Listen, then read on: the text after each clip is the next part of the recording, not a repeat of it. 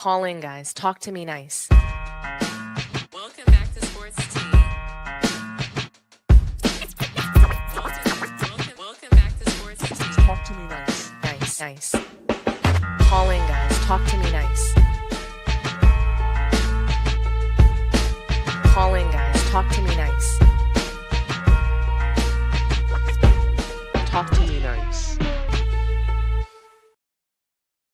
Hey everyone, welcome back to Sports Tea. How's everyone doing today? Happy Monday.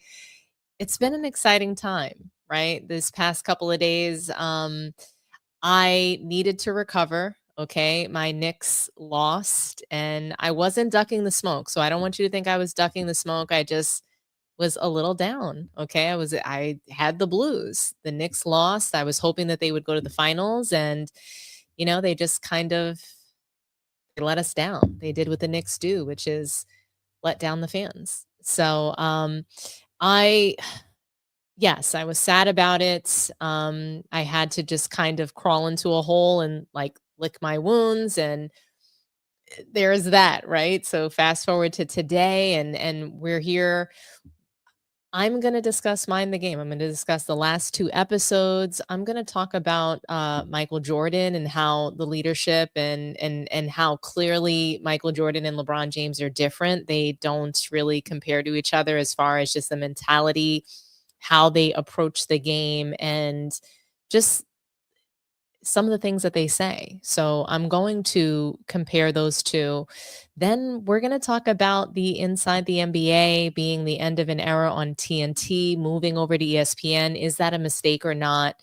And then lastly, I am going to talk about the Knicks and the Pacers. We're going to talk a little bit about that series, what's next for the Knicks since they were just eliminated, and whether or not they should fire their coach. So I do just want to salute everybody that is joining tonight, everybody in the chat. Really, really appreciate you guys for being here tonight. Like I said, I know I took a couple days off. I was down in the dumps. Okay, the Knicks lost. It was an incredible time for New York City, and I just found that we really dropped the ball as far as just the opportunity that we had to get to the finals to compete for a title. This was definitely the window. And it's not that the window is closed, it's just when you see an opportunity to exploit just the circumstances that are happening in the league, you've got to take it. So I'll get more into that later, but just to kick us off, welcome everybody. I hope that everyone's doing well, starting their week off really great. As you load into the room, do me a favor, like the video, subscribe to the channel if you haven't done so already, and share the video. This is a big one. Share it out to your social media, share it with your friends and family. Let everybody know about Sports Tea so that we can grow the community in a really big way. Okay. So thanks again for joining us. Like, run the likes up for me. And let's just jump right in. So Mind the Game, LeBron James, you guys know that he has been just an absolute disaster on Mind the Game. It started last year with JJ Redick, and they just kind of spewed narratives, false narratives, lies upon lies. And it's been a really awful watch, but I watch it so that we can really just break down these lies. LeBron James is spreading lies to millions of people, millions of NBA fans. I would say within a day or so, his videos on this Mind the Game podcast get around anywhere from 500 to 1 million views.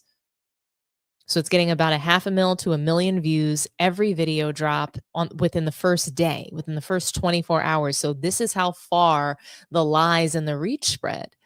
And the last two episodes, they were interesting because LeBron James, he tries to sit down and talk about the game with Steve Nash, not just spread narratives and lies. He'll speak about a topic, he'll say one true thing, and then he'll say like 10 other lies, or he'll make a story that is just so self-aggrandizing, or he's just got delusions of grandeur about himself. And he needs to constantly equivocate himself to the likes of a Michael Jordan or just greats who've played the game.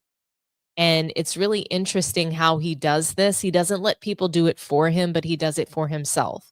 And in this particular episode, he's talking about the physicality. So him and Steve Nash, they sit down. I think this is episode 6 or 7, and they're sitting down to talk about how NBA playoffs change, the trends in the playoffs that they're seeing. So, the teams that they weren't expecting to win go further, and teams that they were expecting to be upset.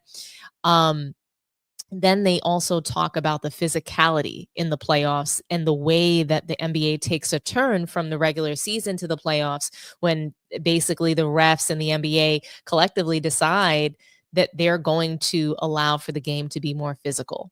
So he talks about that with Steve Nash, and I'm going to play it for you guys, so bear with me. Makes a big difference. Pick on game. So how that leads to adjustments, cat and mouse matchups, spacing, zone, and the last one is zone. So how these are linked, how they play a part in each other. We're seeing more zone, but we're also seeing more man that looks like zone. Yeah, for sure. So let's start with the physicality. I mean, one thing is, like, the playoffs are always gonna be more physical, but I think they're generally the last 10, 15 years, it's a big contrast. Regular season and the playoffs. Yeah, the first thing I want to say to that is, like, if they're going to allow it to be as physical as it is, you got to give us a little time to prepare for it. So, like, post All-Star break, something like that. I mean, post All-Star break is usually like 30 games left. So maybe maybe 12 to 15 games left in the regular season. Okay.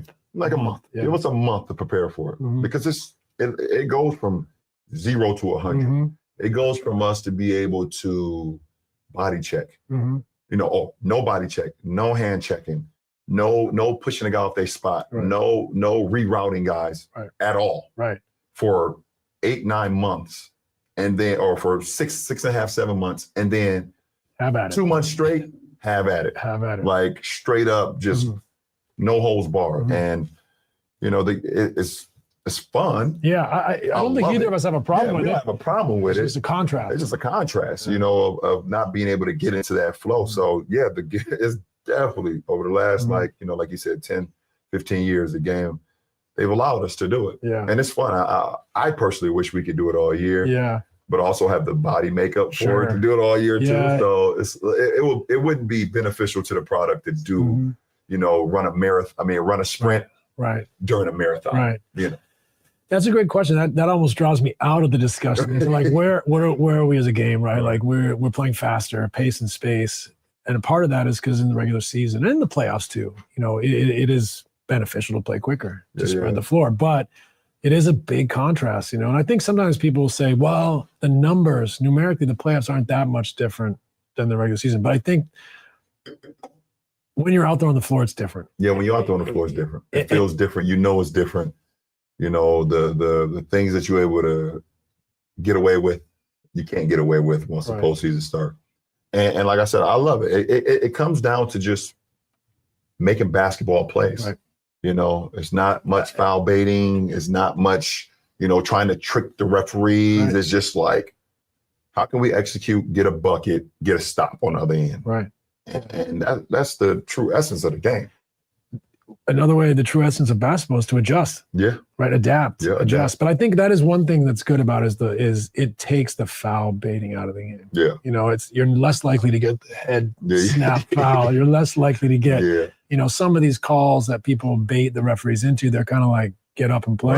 I like that. I like it too. But I do think I don't necessarily want to see the whole regular season be played like that. No, our fans already are, complaining about things, and I would agree with that. I would not want to see the 2-month, way we officiate the game or allow us to play the game from October to mid-April. I don't think that would be efficient.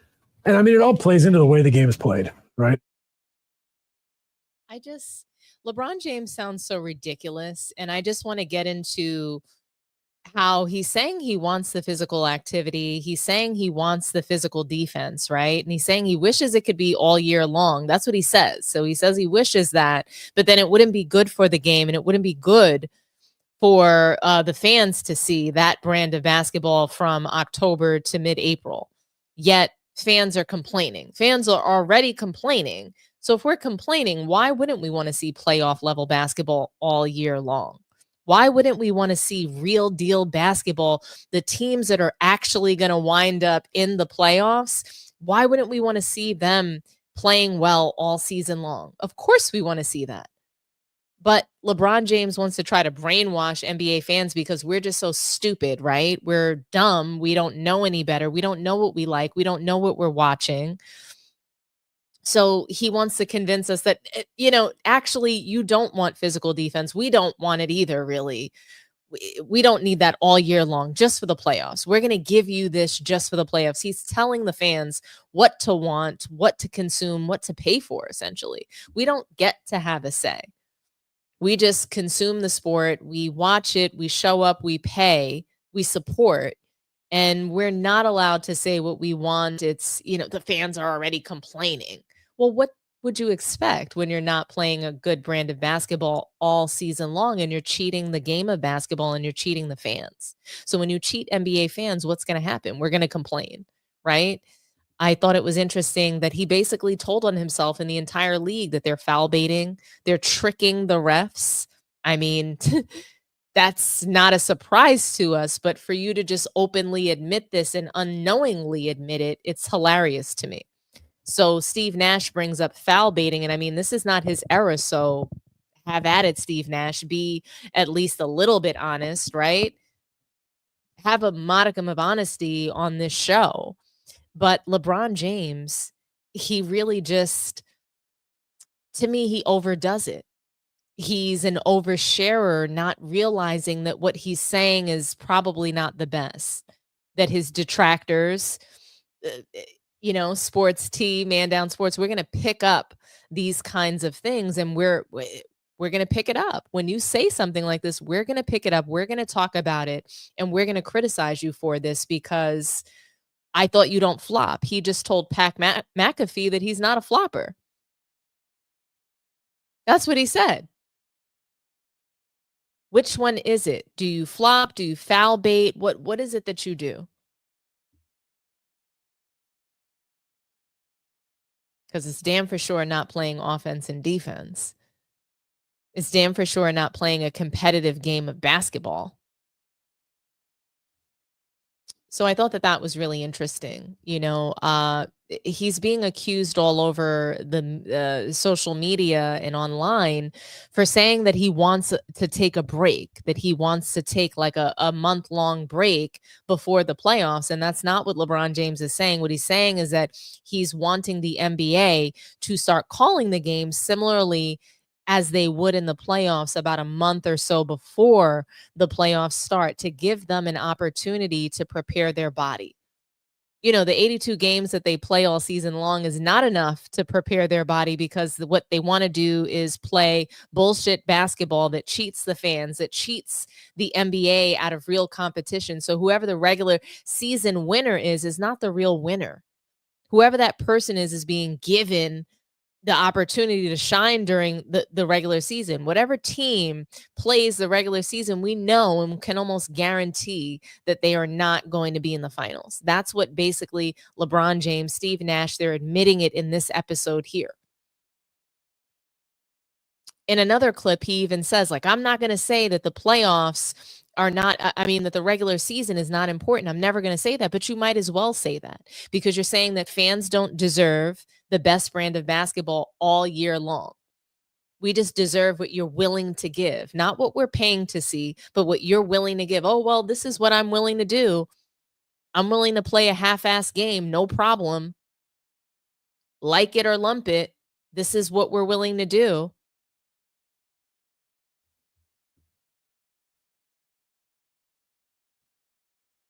It's not going to fly with real NBA fans. It's not going to fly with people that are watching more than, a 5-10 minute highlight clip.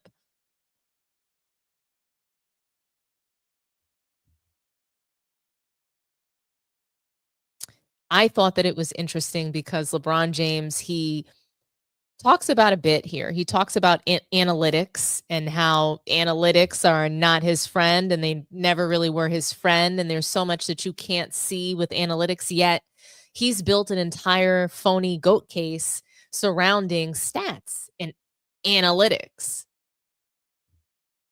He's been able to extend his career through analytics. Let's hear what LeBron James and Steve Nash had to say about analytics. Yeah. Okay. But it's certain passes, there's certain, the way you take a charge, the way you, the extra, the hockey assists, which doesn't show up in analytics. Hockey assists doesn't, they don't track those. And maybe they are. Yeah. But it's just a certain feel that the ball, the court, the crowd, the energy, you out there, oh shit, that was a momentum play. And if we get one more on there, I start thinking about what was the game? NBA Jam. Yeah. When you catch fire, he's on fire. Boom, boom, boom, boom. You start seeing that happen. Yeah. The game, you see it changing right in front of your eyes, and sometimes you don't even feel it. As a card player and someone who plays, gambles a little bit. Sometimes you don't see the table turn. Right. And hopefully you're on the other side when you're able to see it. You don't be the last one to find out. You do not want to be the last one to find out when the table is turned. And those are things that just don't show up in analytic data.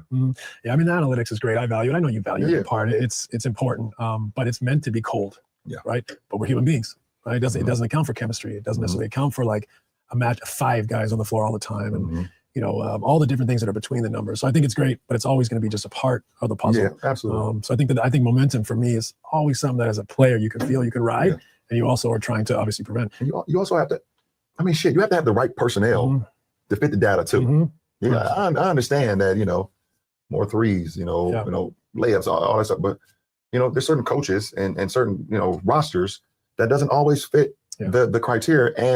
But they're trying to meet it because they've hired this department. Sure. And you get out there and there's times where I'll be on the floor and there's teams that's out there doing certain things or certain guys that's out there that's doing things that I know doesn't benefit his game. Right. So is there a line where it's like, it's not benefit to where he is today, but this is what he has to do because that's what they're telling him to do. And now this individual is not looking as good as he should look. Yeah. That's, I think, a part of teams that aren't quite there yet. There right? it is. Because the analytics informs your scouting, it informs your player development. You're trying to create a profile of player that fits into a profile of system of playing.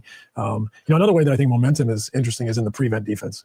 So the Boston example, and maybe it's not the right word, but they're up 20 and now they're playing not to lose. Yeah, we're going to foul. And the other team is, we got nothing to lose. We already lost this game. So they're coming at you with everything they have and things flip fast, right? Yeah, I was watching game 3, obviously, in the Garden, and Boston was, dominating that game.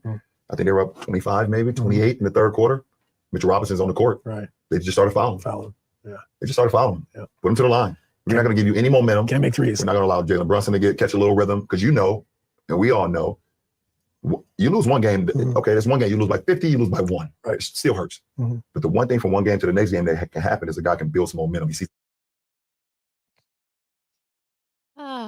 You got to love LeBron James talking about analytics and the hockey assist, right? And how analytics aren't his friend, but he checks his stats all the time.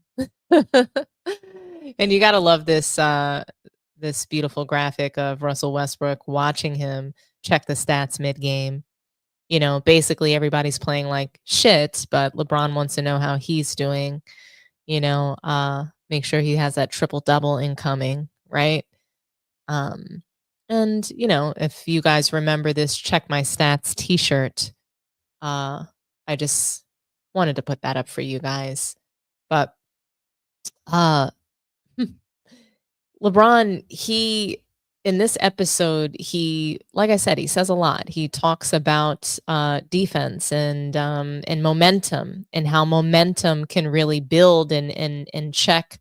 And change the course and a trajectory of a game, right? So they start talking about momentum. And what I notice about LeBron and Steve Nash is they'll talk about a topic and then they'll tie it back to some sort of narrative that LeBron James is trying to push. So obviously he came out and he said that he was the GOAT after being down 3-1 in 2016 and going on to win the NBA Finals against the 73 Warriors. So he won a title against that 73-9 Warriors team, where, again, for the past several seasons, the regular season has been not very important. So why would we hold 73-9 for the regular season to be something really special when the regular season doesn't seem to matter much? The teams who are the best teams don't even go on to win the titles. That's what we've seen, right? So I want to say maybe like 10 minutes or so before the video is actually over, he starts talking about this 2016 title run, and he pretty much does what he does best. Doesn't give anybody credit, talks about himself, how he did this, he did that. Basically, he's saying he won the series for them, that he just needed them to believe that they can win and he would take care of the rest. This is what LeBron James says out of his mouth, gives his teammates no credit, and literally takes credit for the 2016 title. So I'm going to play this soundbite for you guys, and then we're going to react. Go out and win a basketball game because we haven't been able to do it for a week. So I do think those experiences show that, like, on the floor, momentum is a real thing. You've had a famous 3-1 comeback. We came back down 3-1 with the Suns against the Lakers. Which was a wild series. But like, give me your take. That was got to be the most famous 3-1. Absolutely. You know, it's like before we went to get to the 2016 3-1 comeback. Like in 2015 in the finals when Kyrie and Kevin was hurt, we went up 2-1 in that series in the finals. And, you know, the momentum of like feeling that feeling of being up 2-1 and 2 games away from winning a championship was like, oh, shit. I don't know what that's like. You know? We can do this. Like, you had that feeling like we can do this. And then we lose 3 straight. Yeah. You know, and in game 4, this is when Draymond started at the 5 and Iguodala started at the 4. And it changed the whole landscape of the game. They played with more pace, more speed. You know, they tied up 2-2. And like the momentum, we didn't have the ability to kind of change what we wanted to do, and they did.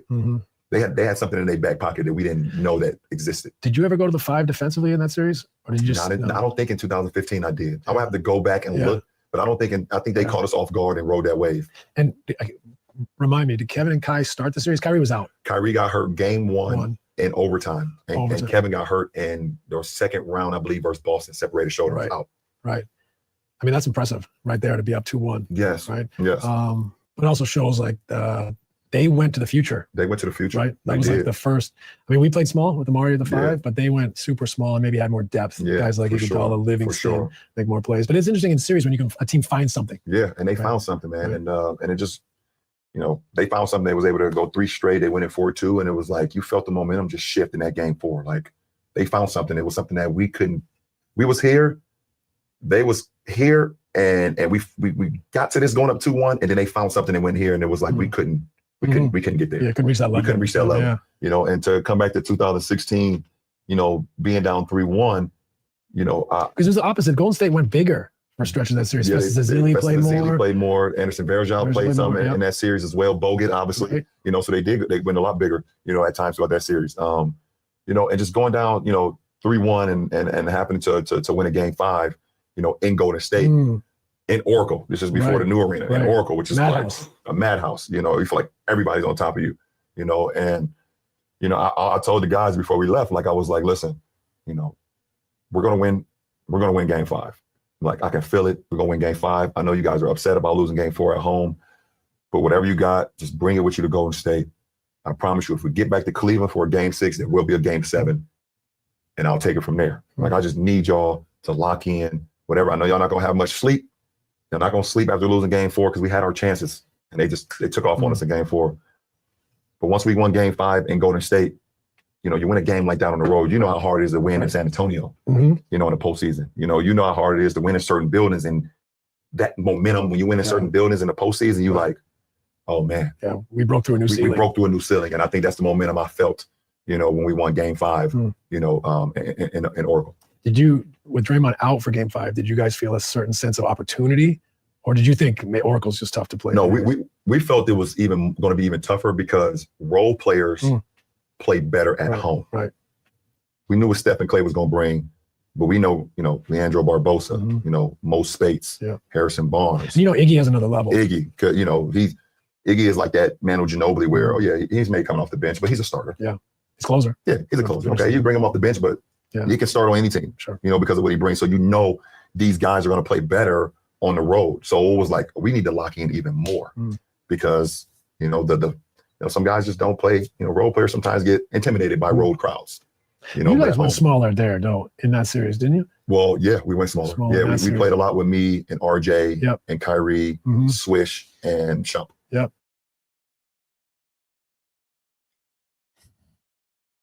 So much to unpack there. Just so much. Did you guys even notice that he just completely glossed over the fact that Draymond Green gets suspended? He tries to gloss over it, and he doesn't answer whether or not he saw that as an opportunity, something to exploit in their team. Draymond Green being suspended in Game 5 changed the entire series. And he's making it seem like, he just beat the Warriors fair and square. That's not what happened. He didn't mention that at all. And when Steve Nash mentions it, he just talks right over him and starts talking about the role players and how they play better at home.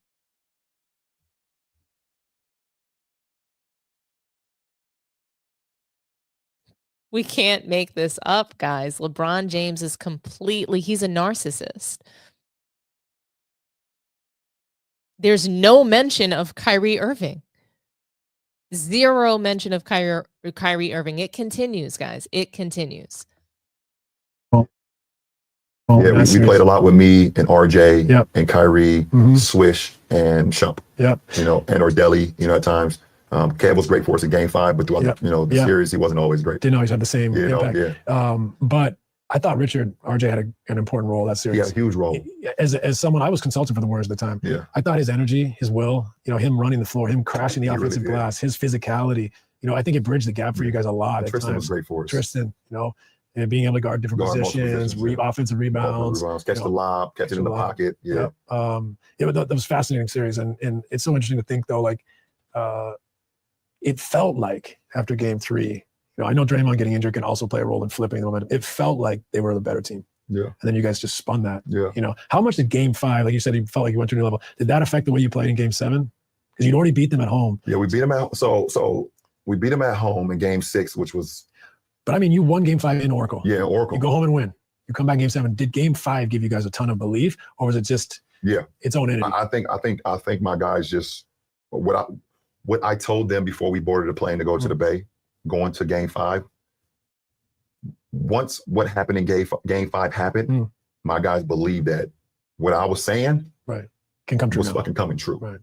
Y'all get me back to Game 6, we'll come back here for Game 7. So it almost felt like destiny now to the guys. Yeah, we're meant to win this now. Yeah, it was like nothing is stopping us. Yeah.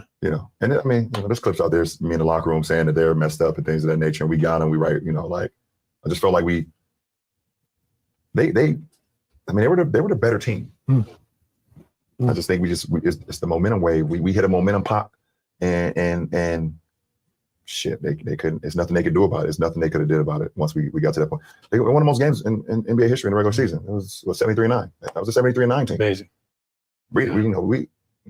You played against the 72-10 Bulls, correct? Yeah. And I watched. Yeah, you came in 96. 96. Yeah, I was 98 when they did that. So you played against that team, and I played against the 73-9 Warriors. Got to make it special. The team, usually the best team wins. When the team like that loses, those got to be the most rewarding ones. Yeah. How do you equate that to the Miami teams?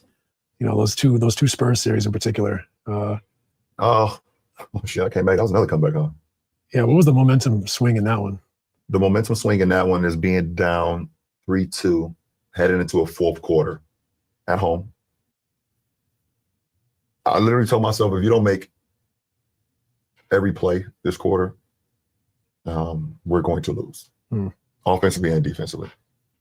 We're going to lose. And so not your normal self, you feel like you got to make it a lot of plays. Now you're saying, I cannot make a mistake. I cannot make a mistake. I have to be involved in every play, offensively, defensively, flying around, steals, blocks, making plays offensively, assists, putting the ball in the basket. That was just the mindset, like that momentum of myself. It wasn't even a team momentum. It was like, if you don't do it, this is the moment where you can't rely on anyone else. I just had that mindset. In order for it to go to a game 7, all the way to the point where it was like the only time I had doubt is when, I don't know exactly the score, but what pissed me off, and I had a little bit of self-doubt, and also it pissed me off at the same time, is when the NBA personnel brought the yellow rope out on the court and the game wasn't over yet. Right. There was a moment where I looked to their bench and they were all like arms locked. Getting ready to celebrate. And there was a moment I looked at NBA personnel and they was bringing the ropes out on our home court, and it pissed me off. I was like, I don't know how this is going to happen, but we about to make this happen. I thought I was going to be the one to make the shot. Ray Allen ended up doing it, but I took 2 of them. Yeah. I took 2 to cut the lead at one point. I think, if I rewatch, I think they went to the line, missed a couple free throws or whatever, and allowed us to come back in. And, obviously I missed a 3. Chris Bosh got the offensive rebound. We all know the play, and kicks it to Ray, and Ray makes the shot. I thought I would be the guy that, in my mind, I'm visioning that shit of me making that shot. I built myself up to that. But seeing those yellow ropes, because my whole life it's like the game is not over until it's zeros on the clock, and it was just super disrespectful. You took that personal. Yeah. That's how we ended. LeBron James, man, he's the gift that keeps on giving. Mind the game is just the gift that keeps on giving. So, he completely snitches on himself in so many instances, right? I would say like this last clip was the worst for me because, he mentions 2015 and how Kyrie and Kevin Love get injured and they went up 2-1 and then they lost 3 straight. Iguodala started and Draymond Green, it was just so they started Iguodala and Draymond Green together, he mentioned, and they were able to adjust in that series, but the Cavs just weren't able to adjust. Kyrie gets hurt in game 1 in overtime. Kevin Love was already injured coming into that series. He was injured in the second round. LeBron won a game without both of them, right? But yet GS found something. They found something that they were able to go 3 straight. And he gives Golden State Warriors their credit, but they just, the Cavaliers, they just couldn't reach the level. And he's able to speak about 2015 and, he does a decent job there. But then when he goes into the 2016 title run, right, it's just, that's where it becomes awful. Okay. How many points did Kyrie Irving average in that series? Didn't he drop 41 twice in that series? 40 plus points twice in that series? No mention of Kyrie Irving. None. Not even Steve Nash mentioned Kyrie Irving. So to me, that's strategic.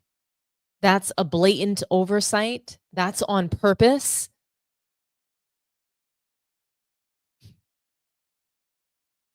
LeBron James, he tells the guys that they're going to win game 5. He had a motivational speech with them. He promised them, I'll take it from here. If you guys just get me to game 6, I'll get you to a game 7. He would just take it over from there.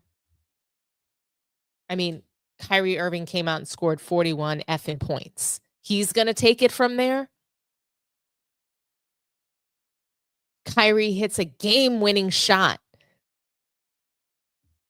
What the hell, LeBron? Where's the credit for Kyrie Irving? How could he not mention Kyrie and what he did in that series? How can he not mention his teammates at all? Seriously?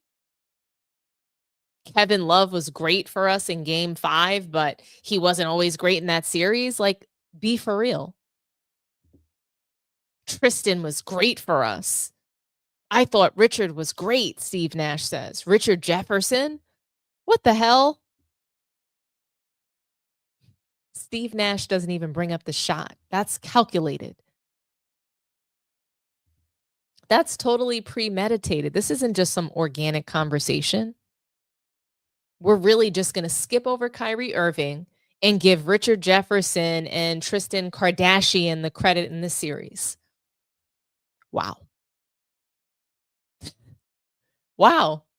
And then you fast forward and LeBron James is telling us that, guys, there's footage of me saying this. I'm not just making this up. There's footage of me saying that we got them. They're messed up. We got them in game 5. We're going to win game 5. Just get me to game 6 and I'll get you to game 7. There's footage of it. It's like he's setting us up for the documentary, right? So he's going to do his own version of The Last Dance. And we're going to see LeBron James in the locker room, giving them some sort of motivation. Please.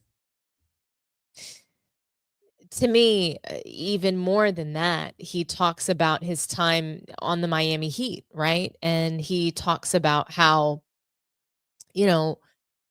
basically he had to do everything himself. He gives himself credit for beating the Spurs. He doesn't even give Ray Allen credit. He just talks about how he thought that he was going to be the guy to take the shot and make the shot.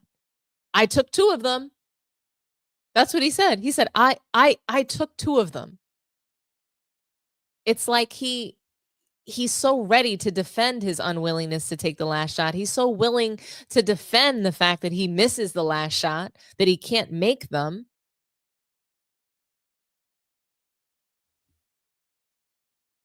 Because he's well aware of the narratives.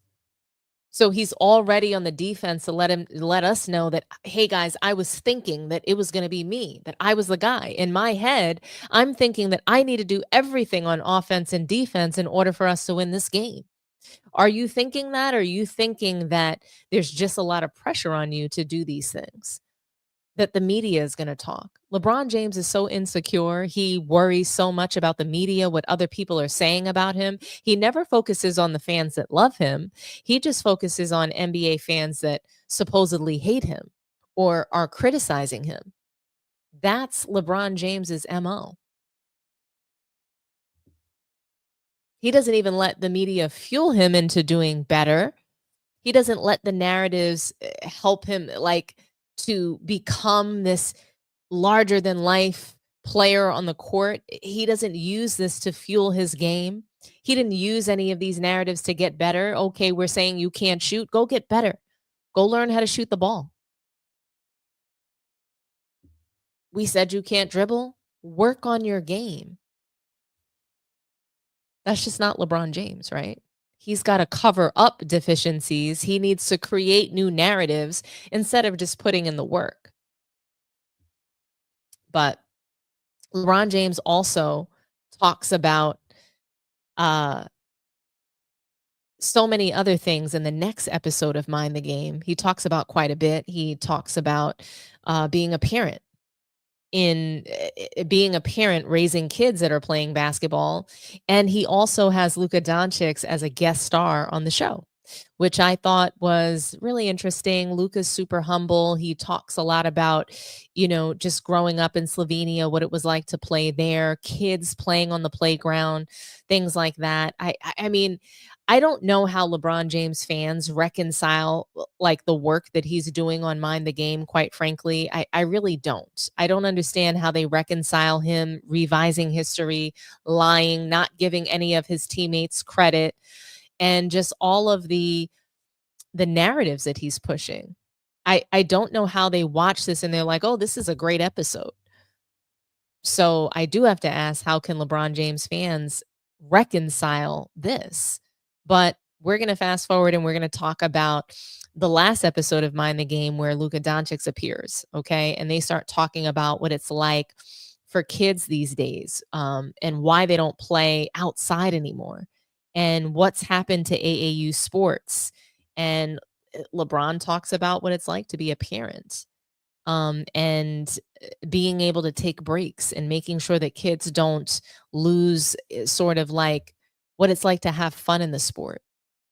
It's not all about the business of it.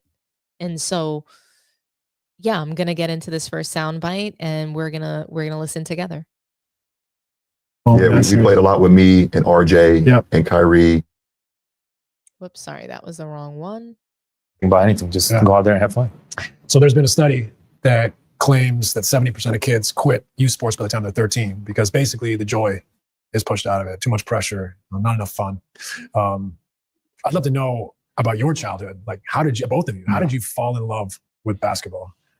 Well, for me, I wasn't good at any other sports except soccer. I was okay? not like you. I've seen your first touch. Not like bad. you, but But I've also seen you hit a tennis ball. Yeah, I was playing a lot of sports. Yeah. Tennis, soccer, and basketball were the main ones. I played in volleyball. I played, so for me it was fun just to do sports. And then I went outside. Like after school, I went outside every time just to play basketball. Yeah. Playing hoops from a young age or playing anything? Anything. Anything. But mostly basketball. Yeah, but because your dad, Sasha, was EuroLeague. Yes. Playing the EuroLeague, great player. So you obviously he was okay. He was okay. All right.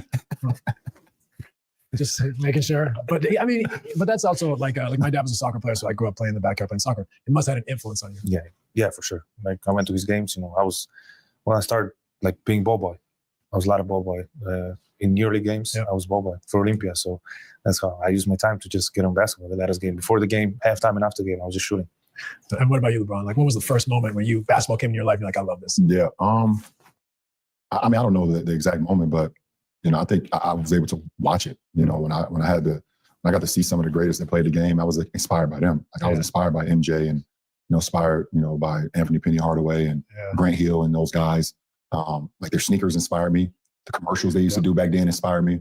And then just being outside. I was always a kid that just wanted to play. Right, yeah. Whatever it was. If we was playing tag, if we was playing football, we was playing baseball, if we was playing football, basketball. You played everything. Everything, kickball. Yeah. That was very popular in my community. Just running around and just exerting as much energy as possible till the lights, in the street came on. It was time to get in the house. Like I just wanted to do whatever. And then I think once I got into like, the youth leagues where it started being competitive, I actually loved the competitive nature of basketball. Yeah.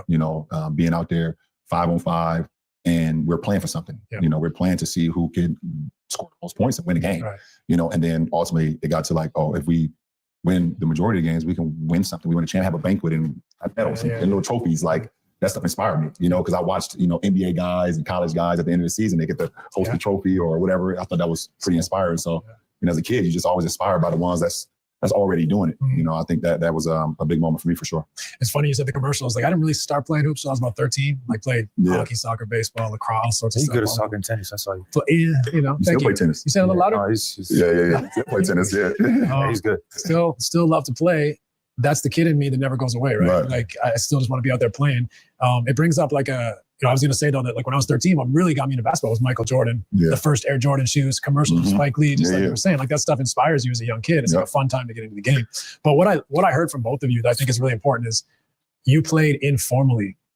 Yeah. You weren't playing on the playground. You were playing in the street. You're playing all the time informally. And it leads me to a topic here that I think the study really highlights is that, especially in the United States, youth sports has been commercialized. Mm-hmm. Yeah.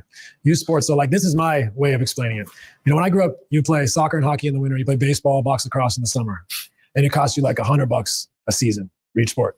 Well, some entrepreneur, someone says, well, I need to make a business of this, said, well, if I can sell the dream to the family, the little Sarah or Johnny, they might have a chance to go somewhere with this, but they got to commit to this sport for the year at 6, 7, 8. That's the worst thing you can do. Right?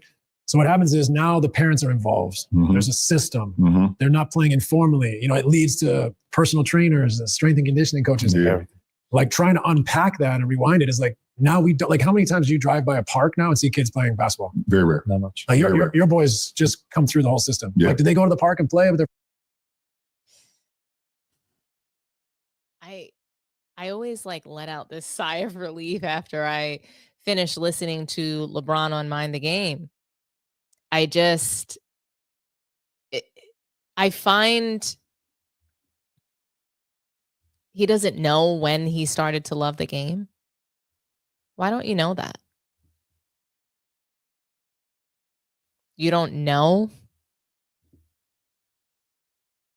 It's just like the reasoning for why he wanted, like why he felt so inspired and why he wanted to be an NBA player is because so I get it. You're inspired by Michael Jordan, but it's the holding up of the trophies. It's the hoisting of a trophy which made you want to do this. It's watching people be congratulated. It's just, it goes to my point like months ago when I first started this channel that today's NBA players, they just like, they want recognition. That's why they do what they do. They don't do what they do because they really love it. They just want to belong. They just want to be a part of something. They just want they just want the clout. They want the recognition. They don't want, like, they don't have a true love for the sport anymore. And so Steve Nash, he starts off saying that, like, kids are quitting by the time they're 13 years old. And it's because why? It's because of the seriousness. They're not allowed to, like, go out and just sort of like play outside with their friends and pick up different things from friends and really just kind of find themselves on the playground. And it's interesting because I always say I can tell when a guy has done his 1,000 hours on the playground. There's a different level of grit. There's a different level of sort of style. You can tell someone who played in the street and who played in the playground versus someone who never did. You can tell. And today's league and today's guys, they're put in this professional environment even as a kid. They have these strict trainers and they have them doing things the way that they say, and they don't get to have sort of an identity and a uniqueness about their game.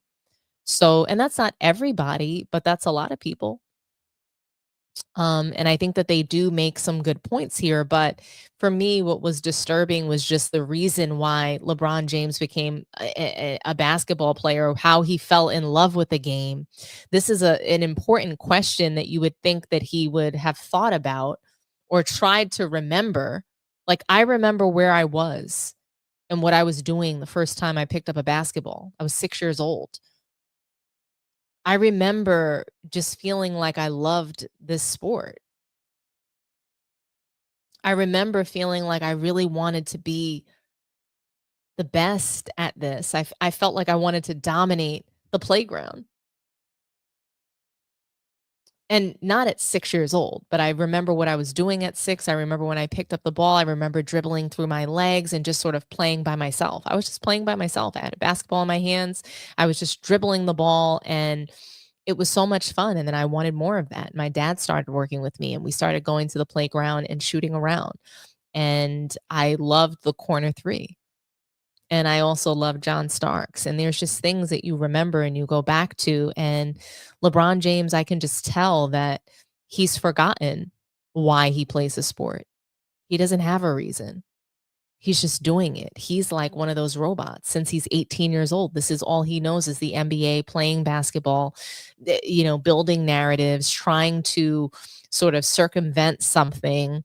I mean, at this point, it's like he doesn't even know why he's playing, what made him fall in love with it.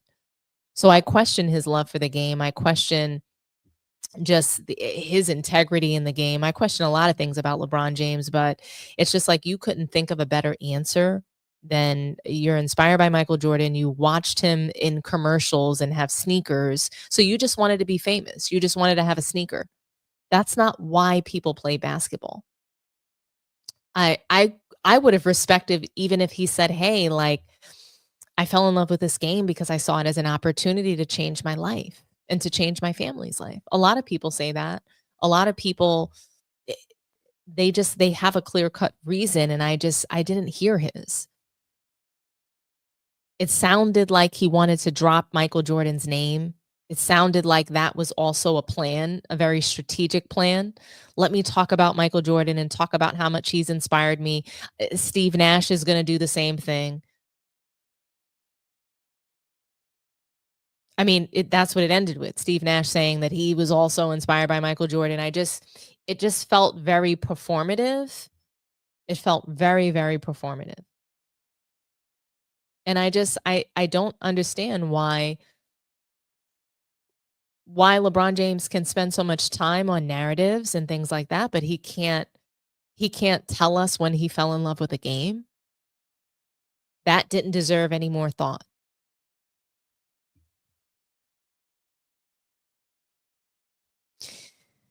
Yeah. It's laughable to me. It's laughable to me that LeBron James has this podcast and he doesn't share things like that. What does he love the most about basketball and about this game, and what made him play as a kid?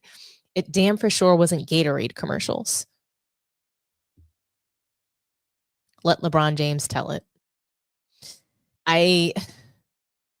LeBron also, he talks about his own kids. He talks about how they've grown up. And I want you guys to hear this as well. And then we'll react. Because I think like what happens is that's where we develop the joy, right? It's playing with your friends, not a coach telling you what to do. It's trial and error. And it's like on the playground, you're allowed to make mistakes and nobody's going to say anything. And I think that's like one of the main points too. And that's where you like, I think every generation learns from the one before, but you also learn from the playground trial and error. Yeah. Like you go and play, you try stuff. It doesn't work. It says, don't do that. Right. You know, like this late passes, like that develops, you know, things you did at your size that no one did. It didn't do if you weren't handling the ball. You had a coach saying you're R4 from the time you're, 10 years old. Yeah. I mean, I didn't have a basketball trainer until second, third, maybe fourth year in the NBA. Right. Like my basketball training was just being on the court. Let's just go hoop. Yeah. Let's go hoop. Let's 100%. 5-on-5 or 2-on-2 or 3-on-3 or like a game that we played, when I was growing up, it was called 33 or 21. Basically it's one man for himself and you could be guarded by all your friends. And if I score, I go to the free throw line, I shoot 2 free throws and I get it back. Like, it's like, and that's how a lot of creation started with me, being able to dribble around 3 or 4 guys, going behind the back, going being able to shoot, getting physical with your friends. Like, so it's just, it definitely helped me out a lot. And let me ask you, let me just pose this for you. So you're out there trying to get between 2, 3, 4 guys at your size, or even my size. What is more joyful? Where do you learn? We learn a lot faster through trial and error, or a coach saying, here's the cones. I want you to cross over, spin. Like that's gone for our kids in a way, right? We don't get that time to just play, to try things, to make mistakes, to play weird games, right? Like you would never go to a skills coach right now and he'd be like, all right, guys, 21. No. Right. You know what I mean? It's like, we got a program, we're going to try to teach. And so what happens is the joy, the creativity comes out of the game. And that's why you get kids quitting at 13, right? So did you ever have that? Did you ever have skills coaches when you were growing up in Slovenia, or just your coach? No, really, just my coach. Yeah. It's crazy. I don't think like skill coach existed. Yeah. I was born in 19 still. So 99. I mean, but like. It's the 90s.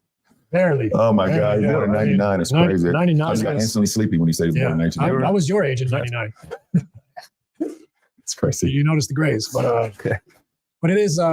It's not everything's bad, right? Like I'm not here to say that everything's bad. Some things get better and better and better. We know more about the body. We know more about a lot of things nowadays. But I do think that the commercialization has really made it less joyful, less creative, right? And then you don't have the social aspect as much. Right. It's like the pressure the system puts on a parent. Like, I can't take this away from my kid. I got to give him this chance, instead of the kid being like, I'm going to the park to play, or I'm going to go in the backyard. And so I think it makes it complicated. And I don't know how we kind of add that piece back into this puzzle where kids are playing informally. I don't know, like maybe this is what you're going to try to do. That's what we're trying. Like I said, the way I grew up was just going after school, going to court, and then go to practice. So I was just like, I was outside a lot. I even tried the skateboarding. They built a new skate park when I was playing basketball. Yeah, so I even tried that. No. I was wearing everything. It wasn't good. I was too tall for that. That's amazing. So what about this project, Inside Youth Basketball? Like how do you see it? Like, how do you envision making an impact? Well, first of all, I think we got great people on it, like yourself. Yeah. The Athletes Council? Yeah. And, that's cool.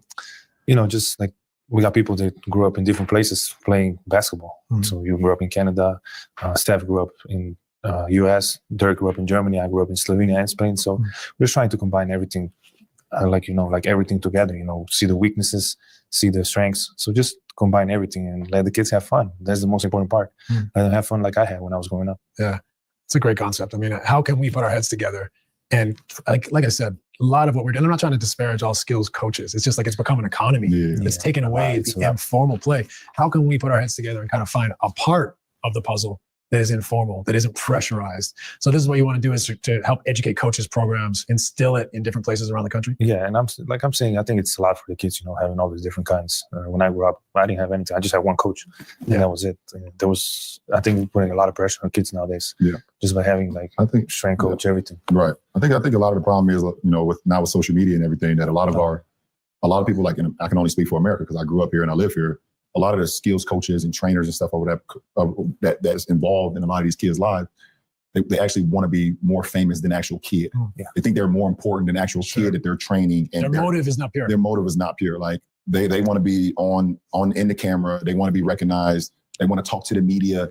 Say, for instance, I trained Luka for 2 summers and he has a breakout season. Now they want to do interviews with people. Like, that's not the fucking objective. Right. The objective is to be there trying to help this kid get better, try to help this kid, you know, in a sense of him seeing the game maybe further than what he did before. It's not for you now to be famous. Like, and I think that also changed a lot of the landscaping too, of kids not knowing the purity or the essence and the beauty of the game. Yeah. You know?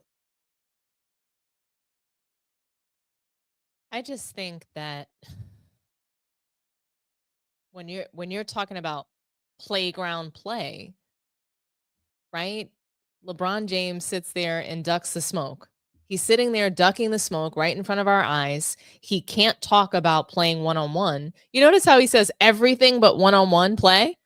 2-on-2, 3-on-3, 5-on-5. He says everything but going one-on-one. Because Tracy McGrady just a few weeks ago came out and said LeBron's going to get crushed one-on-one.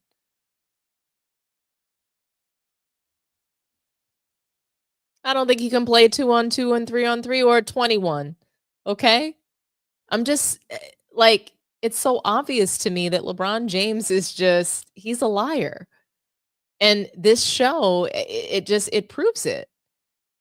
He specifically skirts around certain topics because he doesn't want to address it. He doesn't want to face the fact that, hey, I'm going to expose myself. But you're exposing yourself by omitting it, by saying everything but what people want to talk about. We want to hear stories about how you went one-on-one with one of your friends. We want to hear stories about how you went one-on-one with, you know, Kobe Bryant at, you know, during practice during the Olympics or something like that. That's what we want to hear about.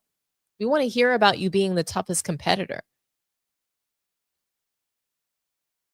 But of course, we're only talking about playground play, guys. We're only talking about that specifically because why? Because LeBron James can't meet the standards of the past, the standards that he wants to reach, eclipsing Michael Jordan and guys like that. He can't do that.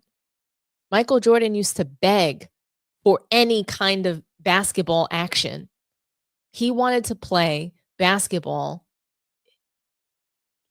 all the time. He had the "for the love of the game" clause in his contract. He didn't want somebody telling him he couldn't play basketball in the street or on the playground. He didn't want somebody telling him that he couldn't just pick up a game. He wanted to play whenever he wanted to play.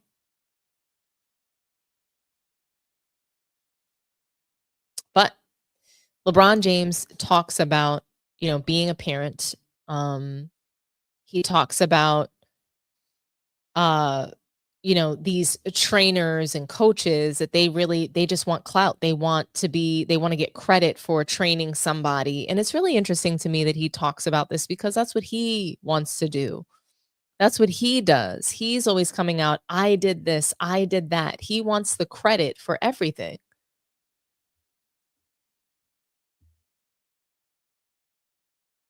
So it's really interesting to me.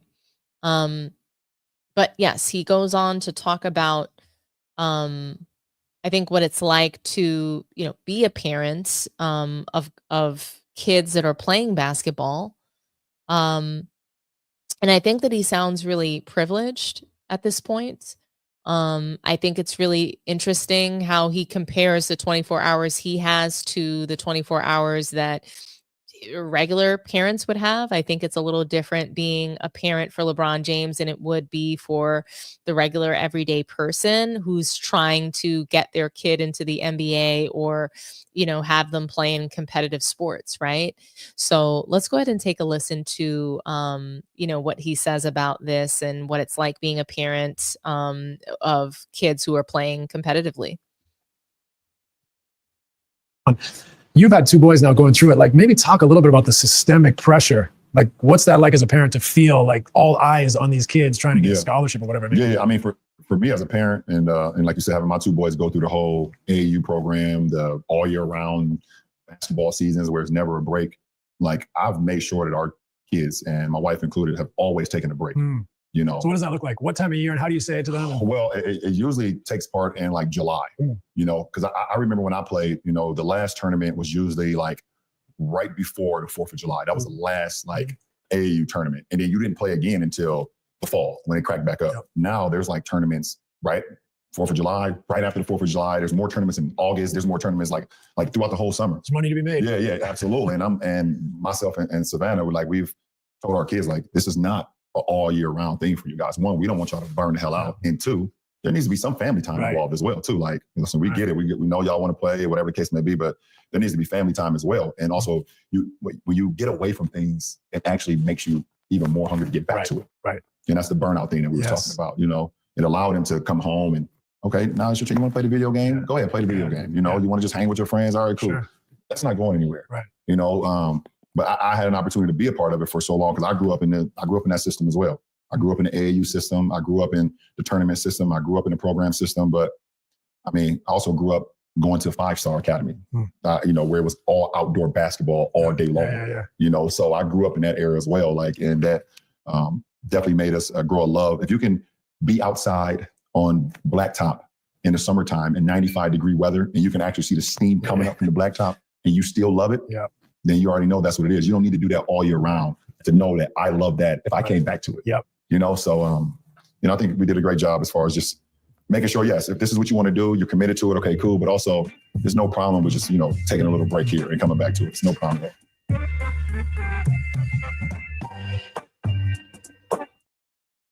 I think LeBron James is pathetic for his comments surrounding his kids because it doesn't matter if Bronny worked so hard every day. It doesn't matter if he played with no shoes on or if, he played on a bed of pillows. He was going to the NBA. So regardless of what his kids actually truly deserve or accomplish, this is the trajectory for them. So they don't have to work hard. They can just be given things. They're going to get into the best schools. They're going to get into the best programs. They don't have to do anything that they don't want to do. I mean, Bronny was in the NBA as a rookie dictating where he was going to play. He just decided that he wasn't going to play in G League road games. He just decided, when he was going to go up and down from the G League. Well, I mean, his dad decided in JJ Redick, but we've never seen a rookie be given those kinds of privileges. Oh, we don't want to see him get cooked on the road, so we're just going to let him play in home games. Oh, his dad won't be there to babysit him, so he's just going to, be part of the big boy league at will, whether he deserves to be there or not. Oh, his dad is LeBron James. We're going to start him in a playoff game.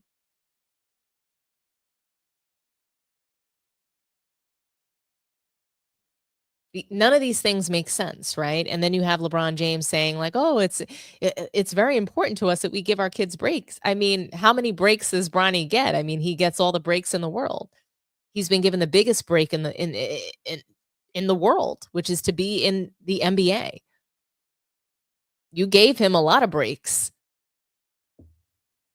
The NBA gives him breaks. He was able to just take, 2 weeks off at will to probably go to the Labalco Junior Lab when he had that, what did he have? Something with a contusion, heel contusion that takes typically 5 to 6 weeks to heal. But no, he just needed 2 weeks off, just like his dad.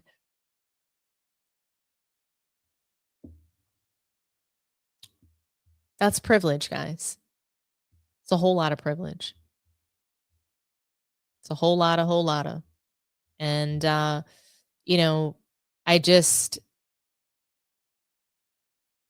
think LeBron James exposes himself all the time. I mean, I don't know why he ducks one-on-one conversation. I mean, he's ducking the conversation. Forget the actual one-on-one competition, but he ducks the conversation. He doesn't even want to explain or talk about why he can't play one-on-one and why he doesn't think he's a good one-on-one player or why no one else does. Talk about that.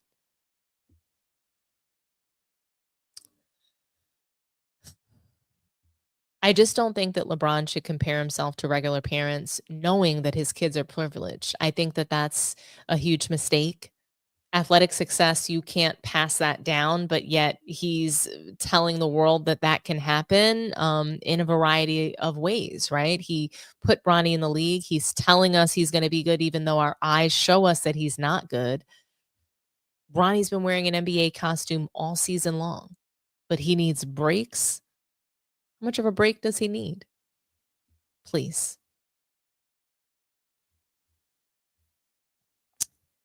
Now that we have chatted about Mind the Game, I do want to move on to the next topic. I'm going to read some super chats before I do, because we had a few that came through.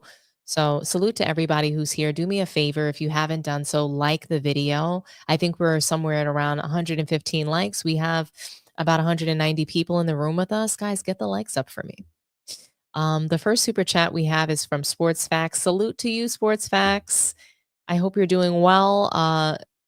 Thank you for the $4.99 super chat. MVP thief Nash couldn't guard Bronny. He was horrible in defense. So I'm with you on there, on that one. Woofio, thank you and salute to you for the $2 super chat. LeBron for the streets, LOL. Man, I don't even think LeBron is for the streets. He wouldn't last in the streets. He's too soft. Then we have another $2 super chat from Woofio. Thank you so much. LeBron's the only great without a top 10 team. Great. I mean, LeBron James, he's just insufferable. I mean, he's so great, but you're right. Doesn't have a top 10 team.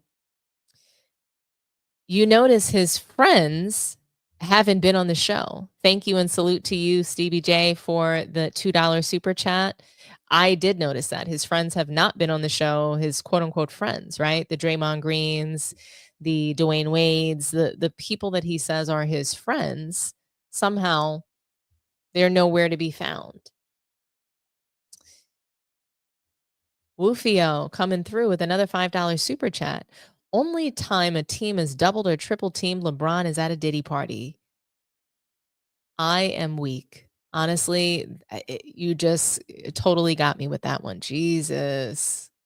You guys are not playing around. Salute to you, Woofio, another $5 super chat. Only blacktop LeBron knows is the paint on his head. Wow. I mean, the lace front wigs are just, they're getting to be a lot. There's a whole spray painted lace front wig on. I mean, we've got to do something different, LeBron. Just go bald. Be confident enough in yourself to go bald. Then we have Steady Serving Sports Entertainment. Salute to you for the $2 super chat. Guys, go over there and subscribe to Steady Serving Sports Entertainment. That's my guy, Brother Claude. Go check out his content. He has amazing content. He typically talks about the WNBA. Lots of really great things there. And he's also into music and entertainment. So check out his channel. Really cool stuff there. Salute to you, Steady Serving Sports and Entertainment. Just checked in on my sister, Love. Really appreciate you. Thank you, thank you, thank you. And we have another super chat that came through, Fact Finder 2. Thank you so much for the $19.99 super chat. Salute to you. I really appreciate you showing love. Thank you so much. There was no comment here, but thank you for the donation. I really appreciate you. So guys, this is a nice moment for us to move along to the next segment. We're going to talk about Michael Jordan. Okay. And we talk a lot about LeBron James. We talk about how he doesn't compare to Michael Jordan. And I mean, he doesn't. And I don't know how LeBron James fans reconcile the Mind the Game podcast. I really don't. And I would love for someone to speak up and share with us why they think it's great if they do. But, moving along to Michael Jordan and just the differences. I mean, the differences between Michael Jordan and LeBron James, we can go on and on. I can create several episodes about this, but I just want to play for you some of the things. And I mean, we hear LeBron James talking on Mind the Game. We hear some of the things he says, some of the awful things that he said post-game press conference as well. Like, it's just basketball. It's just basketball. That's one of my favorite things that he said. He's talked about foul baiting. He's also talked about not having anything left to prove in his career. Can you guys believe that? LeBron James believes that he has nothing left to prove. 20 plus seasons in the NBA. He has nothing left to prove. 22 years playing, 4 titles, 4 and 6 in the finals, but he's got nothing left to prove. You see NBA players, former NBA players coming out that played with him, guys that were his teammates, calling him a bitch. Dwight Howard told him to stop acting like a bitch and get back on defense.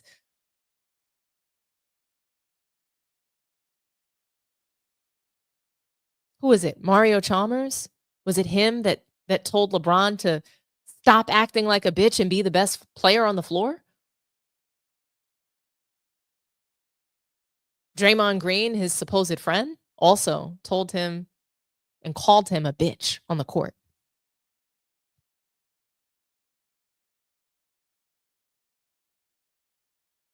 I don't think that people are saying those things about Michael Jordan to him, about him. Even while he played, he had some fierce competition and rivalry with Reggie Miller. They hated each other. And Reggie Miller, he gave Michael Jordan his flowers while they played, after they played. And I just think it's really interesting that players, whether they're former NBA players, current NBA players, they have some really interesting things to say about LeBron James. In comparison to Michael Jordan, they praise him. They speak about him in such a glowing way. And I want you guys to hear it. How would you describe Michael Jordan? One word would be greatness. GOAT. Greatest of all time. Champion. Winner. Michael Jordan is the best player ever. I think he's not only the best basketball player, but probably the greatest athlete that's ever played any sport. I thought Michael Jordan was Jesus Christ, like playing to be Michael Jordan. I swear to God, dog. Michael Jordan is in a class by himself, clearly superior to anybody else in the league. He's undoubtedly the greatest player in the game. I really didn't want to believe a man could actually fly, and he gave everyone that belief that for a little bit, maybe they could. He had no flaws. Michael Jordan was a killer. It didn't matter. He wanted to come in and kill you. Because it's one thing in watching him play, and it's another thing in playing against him. His technique was flawless. The level of fear that he inspired in others was insane.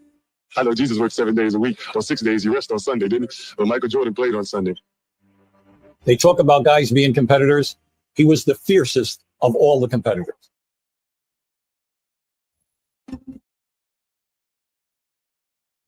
That's how they talked about him. Called him Jesus.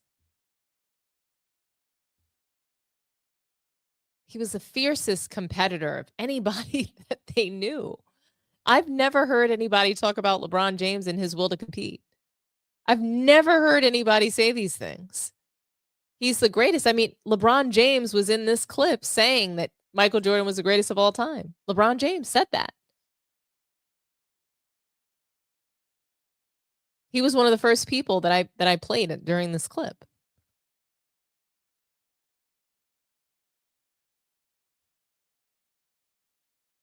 When you hear Michael Jordan talk about not giving up, when you hear him talk about his failures, he's so genuine, he's authentic. He talks about losing and needing to lose in order to win. I want you guys to listen to it.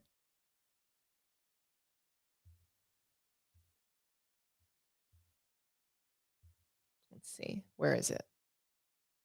Is it this one? I feel like I'm the most fierce competitor there is. I don't think I'm ever going to find something to equal the game of basketball for me. Have you ever met anyone that you felt was as competitive as you are? No. I just feel that my competitive drive is far greater than anyone else that I've met. I think that I thrive on that. I think that's my biggest motivation in life. Is to compete.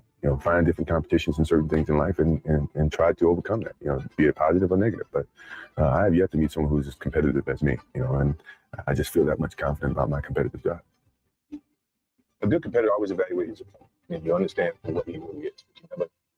You never try to give him confidence. You try to take it at all times. And sometimes it's easier to take confidence as opposed, and sometimes it's harder. But mentally, I got to find a way. And sometimes you have to trick yourself. You have to look inside yourself and find the different types of challenges from game to game. That's how I got myself motivated, and But it wasn't the same every game. It was, I had to trick myself. I had to, more or less find a focus to go out and play at a certain level for whatever reason. I missed more than 9,000 shots. You talk about him being a competitor. I mean, it's not just he says these things, but people say that about him, and then he talks about it. He talks about how competitive he is. No one accused Michael Jordan of lying about being a competitor. Nobody would do that. He used all the narratives to fuel him to succeed, to work on his game, and to keep working on his game. And you hear him, he begins to talk about the 9,000 shots that he's missed in his career. I missed more than 9,000 shots in my career. I've lost almost 300 games. 26 times I've been trusted to take the game-winning shot and missed. I've failed over and over and over again in my life. And that is why I succeed. Maybe it's my fault. Maybe I led you to believe it was easy when it wasn't. Maybe I made you think my highlights started at the free throw line and not in the gym. Maybe I made you think that every shot I took was a game winner. That my game was built on flash and not fire. Maybe it's my fault that you didn't see that failure gave me strength, that my pain was my motivation. Maybe I led you to believe that basketball was a God-given gift and not something I worked for every single day of my life. Maybe I destroyed the game. Well, maybe you're just making excuses. Maybe you're just making excuses, but that's the thing, is that today's players, they take a look at Michael Jordan and they think that what he did was so effortless. They make it like he didn't have to work hard. He was the only one with skills. That's what Anthony Edwards says, right? That's what he'll tell you. And today, Michael Jordan's right. It's like he was a prophet almost. Players today are making nothing but excuses because they can't reach the heights.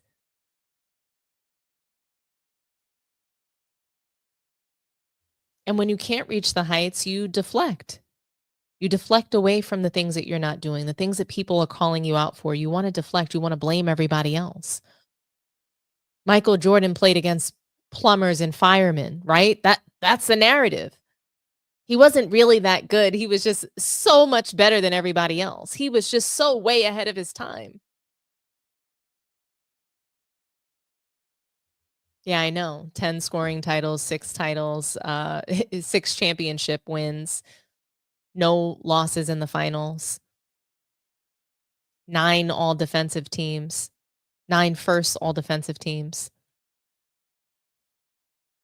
5 MVPs, 6 finals MVPs. It's just all accidental. Accidental winning, I guess you could say, right? My ass. Michael Jordan is who people really do consider to be the greatest. It's not going to be LeBron. It's not LeBron. It's not LeBron today. It won't be LeBron in 20 years either. And it doesn't matter how much lying, how many narratives he pushes out there. He's not the one. He's not the GOAT. But to me, LeBron James isn't the 1, 2, 3, 4, 5, 6, 7, 8, 9, 10. I mean, I don't have him in my top 10. He will never be there as far as I'm concerned. And when you listen to Michael Jordan talk, there's almost like this mythical sort of power, this presence. It feels otherworldly. When you hear him, you feel like, okay, not even just that that's a GOAT talking, that this is a hero. This is an athletic hero speaking. This is what a real leader sounds like. This is what one of the greatest sports heroes in our lifetime sounds like.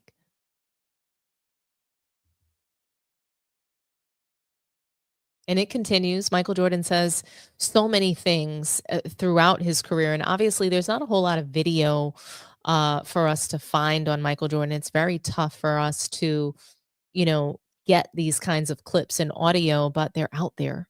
It's out there, and it really just exposes the kind of leader that LeBron James is not. It exposes the kind of player that LeBron James is not, and it exposes a mindset that exists today that's just awful and toxic and bad for the sport. Let's hear it. I missed more than 9,000 shots in my career. Lost almost 300 games. 26 times I've been trusted to take the game-winning shot and missed. I failed over and over and over again in my life. And that is why I succeed. Maybe it's my fault. Maybe I led you to believe it was easy when it wasn't. Sorry, guys. I just really like that one, but here's the next one. When you step on the floor, it doesn't matter how many times you've done it before. All that matters is that you do it now. Be true to the game, because the game will be true to you. If you try to shortcut the game, then the game's going to shortcut you. If you put forth the effort, good things will be bestowed upon you. That's truly about the game. And in some ways, that's what I like to. You are without question. He talks about cheating the game. Don't cheat the game, or the game is going to cheat you. LeBron James cheated the game so many times. That's why he's 4-6. That's why. When you cheat the game, it doesn't love you back. Nobody's above the game. Not even LeBron James. LeBron James isn't above the game of basketball, even though he thinks that he is. And so when you cheat the game, look at what you get. You're not going to get the love and the adoration that other players get. You're not going to have the respect. We're not going to think that your titles are as impressive as you think they are, or you want us to believe that they are, because you just didn't earn them in a way that is respectable. We don't look up to that. We don't look up to team jumping, flopping, crying. We don't look up to tricking the refs and foul baiting. We don't. Michael Jordan has so many instances of just moments where he has an elevated mindset, even just when he's talking about this game and he talks about, what really inspired him, what motivates him to keep going. He drops jewels for the next generation.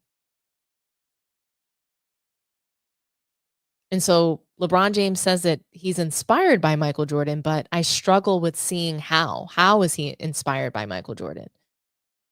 I just don't see it.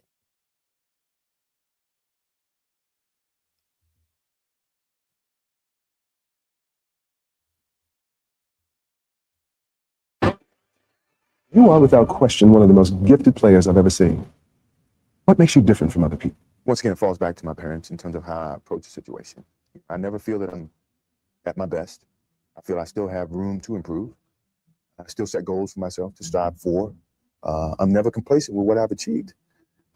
Even though it's been very successful for me, I still feel I have a lot to prove, not just as a player, but as a person, as a father, to some extent, as a role model in all aspects. So I'm never really too complacent with myself or with what I've achieved. When I get to a point where I feel I can improve as a player, I walk away from the game.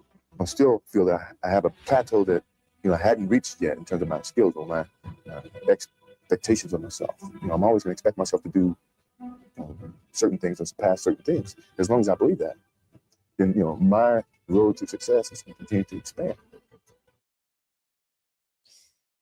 Michael Jordan thinks that his road to success will continue to expand as long as he continues to unlock things, or at least believe that he has things to prove and unlock. Every time he gets on the court, he is ready and set to prove that he's either the best or that he can continue to compete. He never thinks that he's like in a perfect place. There's always more for him to do. So how the hell could LeBron James get up there in the beginning of this season and tell us all that he has nothing left to prove? He has nothing left to accomplish, that everything he does is extra credit. It's absolutely disgusting. LeBron James is a complete disgrace. I wouldn't want him anywhere near my child as far as like playing basketball is concerned. I wouldn't want him influencing my kid in basketball.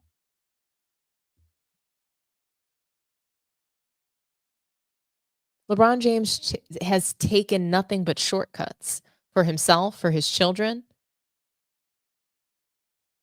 It's pathetic.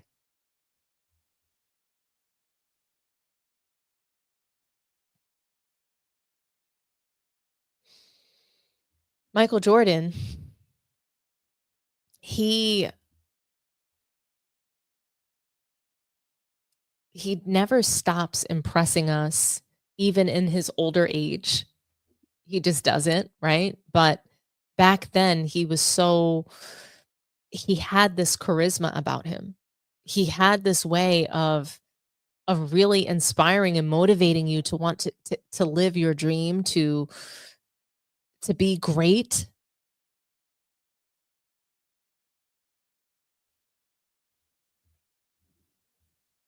He says some more motivational things. He says some more things to really separate himself from LeBron James. And obviously, these are all really old quotes, but you would think that LeBron James, if he's so inspired by Michael Jordan, why hasn't he picked any of this up? Why? What motivates me is the unknown. No one knows. You know, they can all speculate, but no one really knows. And when you look at my career from high school all the way up through the pros, no one knew what Michael Jordan was capable of. You know, and myself, I didn't know. You know, but I didn't let that stop me. You know, and I let that motivate me more so than anything. That, you know, as long as it's unknown, that means I have a chance. You know, and that's the way I pursued my whole career. You know, I wanted to excel my game, and actually my game from everybody else. That I was more than just, you know, a few dimensional. Even when it came to Magic Johnson, I mean, Magic Johnson was a crowd pleaser. He was a good offensive player. He was a great motivator. You know, average defensive player. You know, I wanted to change that. I wanted to take another step. I wanted to do all those things, you know, that could separate me from Magic Johnson. You know, I'm not saying he wasn't great. He still is great. But we're great in our own different way. You know, and that was motivational for me. You know, and to this day, it still is. And you hear the way he speaks about Magic Johnson. You hear how he talks about how his greatness motivated him. He played against Magic Johnson. He's not talking about Kareem Abdul-Jabbar or Wilt Chamberlain or anybody else. He's talking about Magic Johnson. He's putting respect on the legends who played alongside him, that played, you know, directly before him, that he came into the league looking up to.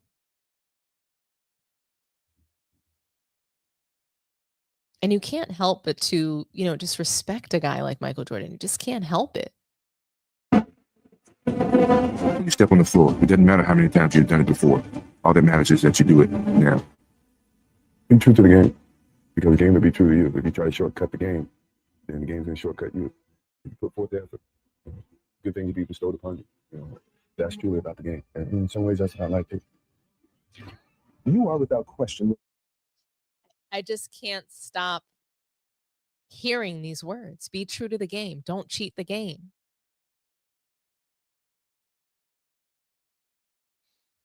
LeBron James has cheated the game. He's cheated NBA fans. These are just the facts.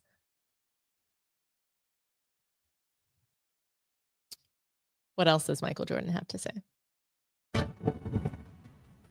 greatest thing about the game of basketball to me is the passion, the love that I have for it. You know, because when you have love for anything, you'll go to the extreme to maintain that love. That's what love does. And love drives you to do everything you need to maintain that connection. If I didn't have the love for the game of basketball, all the things that I just panned out to you in my career would have never been achievable for me. But it was truly my love for the game that kept me pushing to be the best basketball player I could be. To be the best at anything, you got to have a certain love for that to make you overcome all the obstacles that's going to be thrown in your way.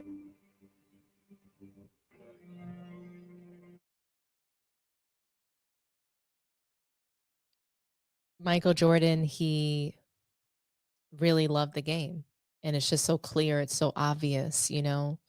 He said that he'd do anything to maintain it. Yet LeBron James takes several weeks off throughout the season. And so do other NBA players. So it's not just that Michael Jordan is so like set apart from from LeBron James. It's just all of today's players. It's the modern NBA player that doesn't really work as hard, that doesn't show up to play all 82 games, that complains and complains and complains. I mean, all they do is just bitch and complain about how they don't have enough time off. That's all they do. The games are too close together. There's too many back-to-backs. They need more days in between games. I mean, how much more do you need?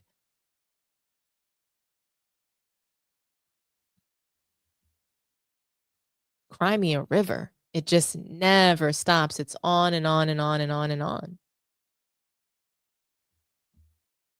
But LeBron James,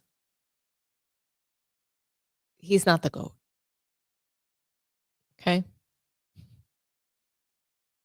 Michael Jordan, whether you believe he's the GOAT or not, it's just not even close. The careers, the mindset.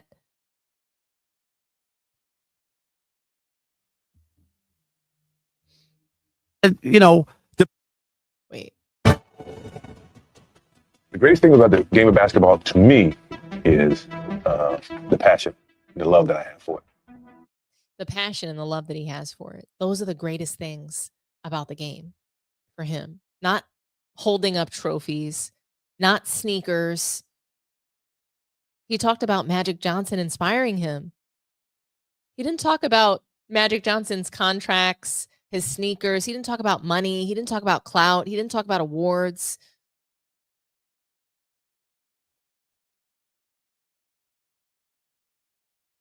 He talked about competition. He talked about winning.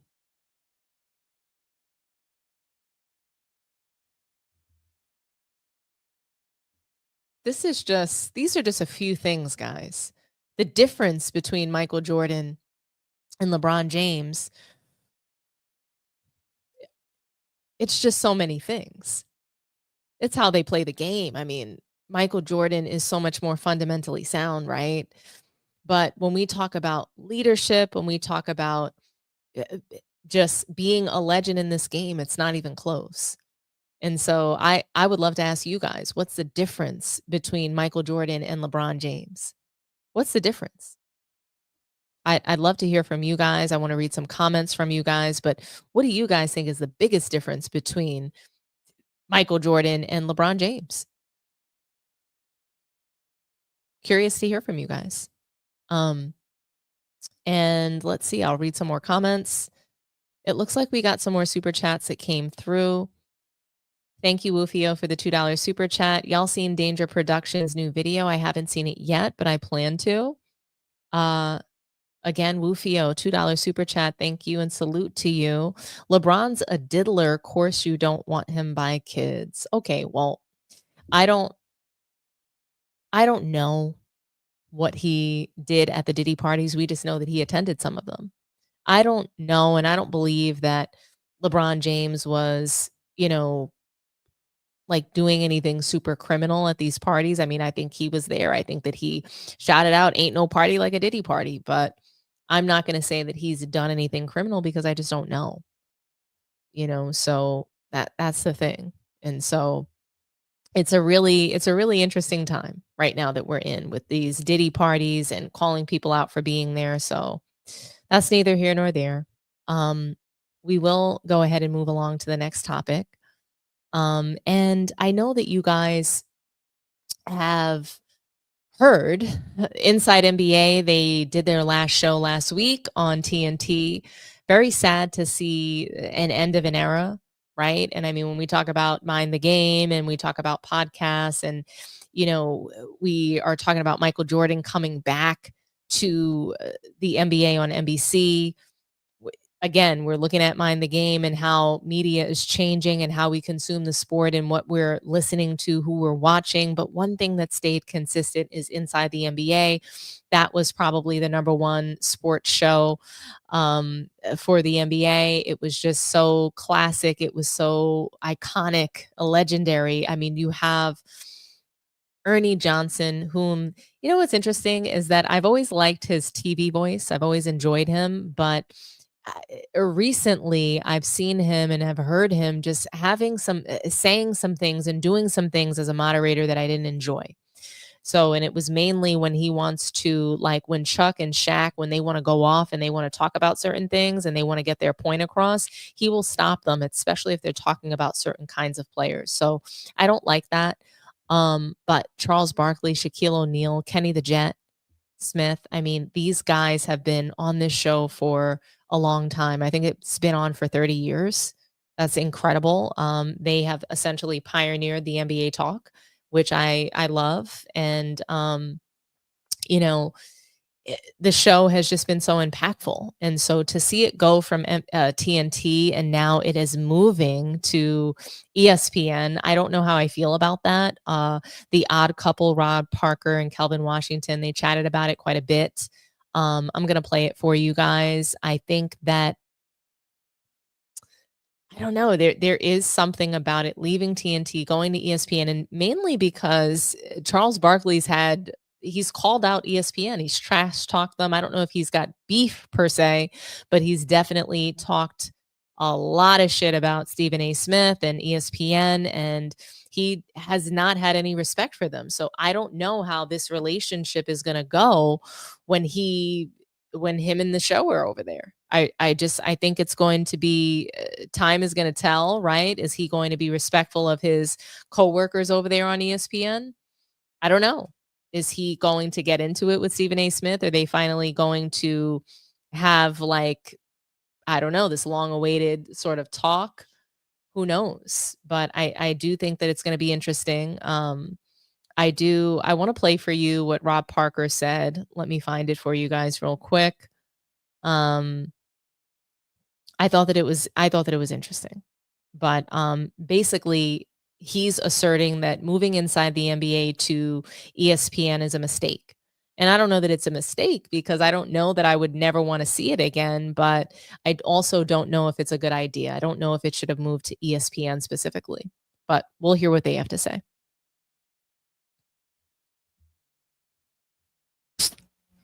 Broadcast of Inside the NBA on TNT.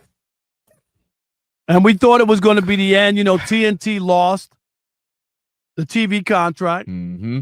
I told Chris, Rob G, am I lying? I told Chris this from a long time ago, that they were going to lose the NBA. And I remember their CEO said TNT could survive without the NBA, on the record. When he said that, I was like, there's no way they're coming back. Because that was like, to put that out there. Like I dare you kind of thing? It was kind playing of chicken? Yeah, it was like, oh, TNT can survive without the NBA. That was what the quote was. And I read that. I was like, no way the NBA is going to look at that and be like, oh, yeah, we'll come back to you. It's just not, because there's other suitors and whatnot, and people looking for content. And the only thing that people watch today, live sporting events and national news. Nothing else. You know this. Nothing else. Watch TV shows when they want. They don't watch the local news like they used to watch it. I could go on and on and on. The numbers just bear it out. But anyway, so next season, the NBA is moving, inside the NBA is moving to ESPN. Supposedly the same people who ran it or whatever are going to do it, and they're just kind of like selling the property right of it, but all the same cast members, they're all going to be back and all that kind of stuff. But it's going to be aired on ESPN. And I know a lot of people rejoiced and were happy. It was a mistake. Inside the NBA coming back on ESPN next year is a mistake, a colossal mistake. It ain't going to work. It ain't going to feel the same. It ain't going to be the same. TNT was a unique situation. They didn't have all that other sports properties and Charles ripping on this and that, and there were no other shows or personalities that they had to worry about. Ask Pat McAfee, who was on YouTube doing his thing. I come over to ESPN. He's on the air calling out bosses by name. He's a rat. This and that. Oh, no, Pat McAfee's his own entity. Where he does. Really? Nobody's their own entity when they're on the network. Nobody. I don't care. Somebody upstairs is going to be like, I don't want to hear that. Oh, what is that? Stop that. Yes. They'll tell you have your autonomy, right? It don't work like that. Inside the NBA going to ESPN is like American Idol leaving Fox and going to ABC. Have you watched since? It don't feel the same. Tell me it wasn't hot and happening when it was on Fox. And they just figure like, oh, we'll just move it to another network and then people will just, no. I don't believe it's going to feel the same, be the same, and it's unfortunate because it's a great show. They could have gone out with a blaze of glory as the all-time great studio show ever. What a great run. Almost 30 years, right? For real. It's okay to have a closing curtain. You don't have to work all the way through and just keep doing all these things and moving on and to just hang on. Sometimes it's great to go out on top. It is. John Elway, Super Bowl, couldn't win. He won 1 Super Bowl, won 2 Super Bowl. Thank you. I'm out. Everybody wanted him to come back. Thank you. I had a great career. I won 2 Super Bowls. You know how people remember them? As a champ and a winner. And it would have been great tonight for them to put a bow on it and say, we were on TNT. We did something very special here, and it ain't going to just transfer over somewhere else. I think they made a mistake. Well, so much of what you said, I can't even disagree with it, and I can't argue. The only thing I'll say, the caveat that I'll have on why I actually still would reserve hope that the show will still be good, that we'll still get 90%, 85, 90% of the product, a couple of reasons. One, they're still going to be having the TNT crew, and I don't mean the 4 guys we see every Thursday or every night in the playoffs. That is already a good thing. You still got Kenny, Shaq, and Ernie. Having the other people was vital for me. When I first heard, they're going to get the guys, I was like, because what makes that show special isn't just the 4 guys. It is what you were saying. It is the fact that producers, they always shout out TK. TK, who runs it, he allows for everybody to do stuff. He allows for this person to do that. Hey, you draw this on Chuck's head. You do that. And you don't typically get this. You've been in TV rooms. You get people who get absolutely stuck in their ego. I has to be my way. Don't do this. And if you watch the documentary on this show, you understand how they allow everybody. Yeah, they empower everybody. Hey, do what you want. Do what you're best at. Give it a shot. If it was whack, we won't do it tomorrow. But go for it. They empower the illustrator to draw stuff. They empower the kid who says, I got a good idea if we play this song. Having that crew gives me hope that they're going to just be able to just switch the network and keep it rolling because of that crew, not just the 4 guys. Yeah, but it's not just, but my issue isn't with that. It's about the management. Like, you could act like they're not going to have ESPN is just going to let them put the show on. But here's where I get your sentiment, and I put a period next to it. But again, a couple of things have happened over the years. You mentioned the name, and I will say I think he's changed things a bit. I think Pat McAfee coming on, cursing, and I remember that being the first when he first started, cursing on the show. You can tell ESPN didn't know what to do. Like, okay, wait, is that allowed? Are we allowed? And then they kind of just let it roll, and they make sure to put a disclaimer. Hey, this show may have foul language, blah blah blah blah blah blah blah. And I think he's created, along with Club Shay Shay, and all the stuff that he's saying and doing on all them shows and nightcaps, while still getting to come on ESPN, Disney's Airwaves, Mondays and Tuesdays. No, but he's not saying that on Disney. Right, but what I'm saying is hear me out though. Okay, he's not saying that. No, I hear you. But all I'm saying is it's created an atmosphere where more things go than they typically used to. You never used to be able to have, hey, by the way, on the other rest of the week, I'm going to go do the show and I'm going to say some wild, crazy stuff. You know that. You were never allowed to do that.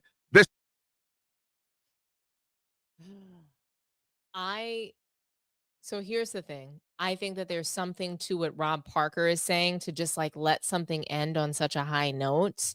It's just that it's hard for me to want to let go of Inside the NBA crew. And the reason why is because you have the new media, because you won't have a popular voice from, 80s and 90s basketball to say like how things used to be.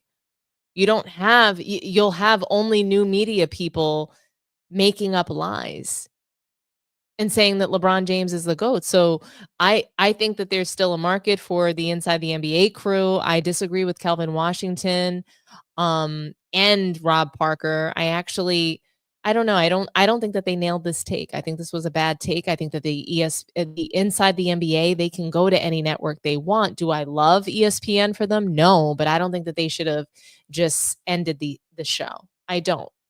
Because basketball is going to basketball. We need their voices. We still need voices from yesteryear that are popular, that are able to spread, certain other kinds of narratives, right? Not just the narratives that the media wants out there. So we need them. I need Inside the NBA. I need them to keep doing what they're doing for as long as they want to, And I think that it's a joy, and it's a blessing for us to still be able to connect with that time period.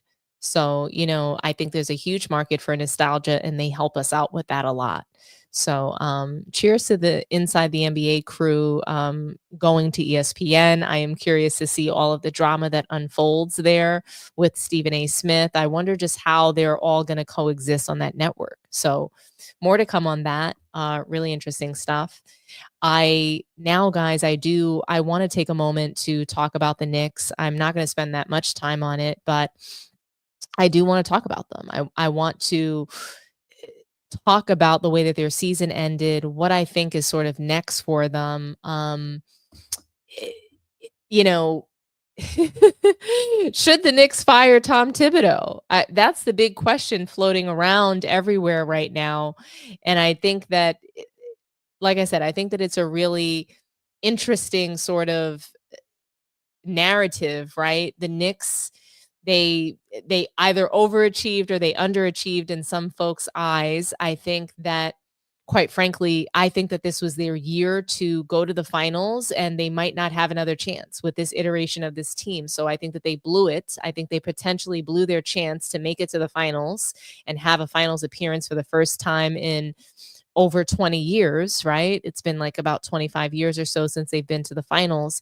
And I really wanted to see that happen. And I really wanted them to be able to exploit the mistakes of other teams, exploit the bad coaching of the Celtics, the bad play of the Celtics. They did a great job there. They were able to, kind of quickly get past the Detroit Pistons in, what was it, 5 games, or was it 6 games? I think it was just 5. And then they go on to beat Boston. And I mean, that was really amazing, right? That was a great series where, they beat Boston fair and square. People want to make it about Jason Tatum's Achilles, and it just couldn't possibly have been that. They were going to win that game before he went down. They had 3 minutes left in the game, and they had the lead. And, I'm not going to say that there was nothing that the Boston Celtics could do. It was impossible for them to win, but the Knicks looked like they were going on to win the game. I didn't think that the Celtics were coming back. I didn't see that. So they were about to go down 3-1, and they wind up winning that series. They fast forward to the Eastern Conference Finals. They're playing the Pacers, and coming into that series, I knew that they were going to have problems. I had said it before. I said that I said it. I said that Miles Turner was going to be a problem. I said that their team had depth. It was going to boil down to scoring depth and coaching. And I think really for the Knicks, more than anything, people want to highlight the coaching. And I think that that's important for them to do. But I want to talk about what happened in the game. I mean, Jalen Brunson, Karl Anthony Towns, the Villanova Knicks, they crumbled and disappeared under pressure. That's what happened. Villanova disappeared. They didn't show up big in that game. I would say that Jalen Brunson was a liability on defense. So was Karl Anthony Towns. They both got into foul trouble throughout the series, and they were not able to adjust. The Pacers had better strategy, better game plan, better coaching down the stretch and all throughout the game, quite frankly. Thibodeau is the kind of coach that really is great for grit, hard work. I think that him and Ime Udoka have some similarities. They believe in, being tough. They believe in mental toughness, physical toughness. Do I think they're the same exact coach? No, but I just think that there are some similarities there. And Thibodeau, he's the leader that the Knicks want. Jalen Brunson emphatically said that he is the coach that he wants. A reporter, after they were eliminated, asked him if he believed that Thibodeau was, the right coach for their team to get them where they want to go. And he paused and he said, "Are you serious right now? Are you seriously asking me if he's our guy? This is our guy." Period. That's what Jalen Brunson said. The organization has stood by Thibodeau, and they're going to. They're not firing him. The Knicks never listen to the media or the fans. Okay? They just don't. Like Rob Parker said, they gave up a bunch of first-round picks to get Mikal Bridges. They wanted to bring this Villanova Knicks together. And Bridges, he didn't play the best. Okay? He just didn't. Villanova Knicks let me down. Villanova Knicks let me down. They let down NBA fans. I do think that they underachieved considering what they went through in the postseason. So, no, I expected them to be a first-round knockout. That's what I predicted at the beginning of the season. They didn't beat the good teams during the regular season. They struggled with every time they played Boston or the Cavs. They couldn't beat any of the elite teams. So nobody was expecting them to have a chance in the postseason. Nobody was expecting it. So they come into the postseason and they're able to knock off all these teams, and there's their path to the finals, and they don't take it. So I'm of the mind that they underachieve. Now, should they fire Tom Thibodeau? That's a different story. And that's something that I'm not really on board with. Firing coaches, I'm not a huge fan of. But is Tom Thibodeau the coach that they need that can get them to the title? I don't know. But even if they had a title-winning coach, that doesn't mean that they're going to the finals. It just doesn't mean that. Anything can happen, but, it's not all on the coaching. It's got to be a combination of things. If they had Carlisle and the Villanova Knicks crumbled and disappeared, would they have won? I don't know. So Stephen S. Smith and First Take, they had a lot to say about this discussion. They talked about, what's next for them. They talked about whether or not they underachieved. And it's interesting because Rob Parker wants Thibodeau fired. He does not believe that Thibodeau is the coach that can get the Knicks to that over the hump. He doesn't believe in Tibbs. He never did. He says it over and over again. I never believed in Tibbs. It's Tibbs' fault. They need to fire Tibbs. Here's the discussion that they have on First Take. They talk about just where they went wrong in the series. They talk about whether this season was an underachievement for them or not. And I want you guys to hear it. I say, what stood out to you most in Game 6? That the better team won. There's no way around that. We got to give credit where credit is due to the Indiana Pacers. Props to them. They were the better team. They knew they had a home court situation. They couldn't afford to lose Game 6 because they didn't want to come back to the Garden for Game 7. They came out in the third quarter and outscored the Knicks by 11 points. Pascal Siakam shot like 57% from the field, scored about 10 points in the third quarter. Thomas Bryant, of all people, comes off the bench, hits a couple of threes, scores 8 pivotal points, and the Indiana Pacers began to run him out of there. And then Halliburton came in and closed in the fourth quarter. The New York Knicks were undermanned. But, you find yourself looking at the series, Molly, Eminem, and it's like there is this feeling that there is one that got away. Yes, Indiana was the better team because they were deeper. They're exceptionally well coached by Rick Carlisle. They came into the postseason having 11 players averaging at least 15 minutes a game. And we knew that they were prepared to go deep and to make this series a long series because they were confident that their legs would be fresh and they would be able to outlast the New York Knicks. And that ended up exactly being what happened. But you do find yourself looking at that Game 1 where the Knicks had a 17-point lead with over 6 minutes left, a 14-point lead with 2 minutes and 50 seconds left, a 9-point lead with 52 seconds left. It said if the New York Knicks hadn't won that game, in all likelihood, there would be a Game 7 at Madison Square Garden tonight. That's what you find yourself looking at. So maybe tomorrow we'll feel a bit differently. Maybe next week we'll feel a bit differently. But this morning, right now, as we speak, it just feels like that's the one that got away. Yeah. I mean, look, I've gone over and over in my head in terms of which game is the one that bothers me most. For all of the reasons you mentioned, S.A., I get why people point to Game 1. But I think Game 2, you had the opportunity to respond. But that's not where we need to go. I get, and I could point to things that I hope the Knicks take the opportunity to evaluate and improve on moving forward. But I do think that, to your point, the statement you said, the Pacers are a really good team that was underrated largely coming into this one. I mean, they and the Oklahoma City Thunder have the best record since January 1, and here they are in the finals. I think this was a bad matchup for the Knicks, and I know people are pointing to the defense in terms of the Knicks, but to me, the defense had not been particularly stellar all season. It was the offense that crashed out. You point to the points off of turnovers. You point to the humongous disparity in terms of fast break points. And yes, that is a calling card of the Indiana Pacers. Kudos to them, but you got to figure out a way to stay a little bit closer in that category. So I give the Pacers more credit, I think, in this one than I give the Knicks to blame. Not that there's not plenty to evaluate from the Knicks in terms of how you can be better. And obviously the historic Game 1, you can certainly sit atop of that in terms of the things that you look at in terms of how we got here. Well, before we get to Jay, just to crystallize Monica's points off turnovers. The New York Knicks got outscored 34-13 in Game 6, 140-61 in the series. Fast break points. The New York Knicks got outscored 25-10 in Game 6, 106-48 in the series. The New York Knicks bench got outscored by Indiana's bench, 210-117. And the Pacers reserves shot 51% from the field compared to 39% for the New York Knicks. I think just to be a little bit petty, Eminem and Jay and Molly, one of the things that really, really ticked me off, I was in a stupor to begin with as the game was ending, just sitting there watching it. But what really raked my nerves, that damn Landry Shamet hits 3 consecutive threes at the end when it means absolutely nothing. Absolutely, positively nothing. You understand the game is decided. The crowd is celebrating. You know the game is over. They're about to be outside on the street, partying their butt off. They're going back to the finals for the first time in 25 years. And this dude waits until like the last minute of the 2 minutes of the game to hit back-to-back threes. I almost threw something at my TV. And y'all know me enough to know that my TV's pretty big and pretty fly, pretty expensive. I almost broke it because I was really ticked off that happened. I'm like, now you're going to hit those shots. Ooh, it ticked me off, but that's just me being petty. I get it. Jay, good morning. Welcome to the show. Morning. What do you want to add here? No pocket handkerchief today, Molly. So just want to.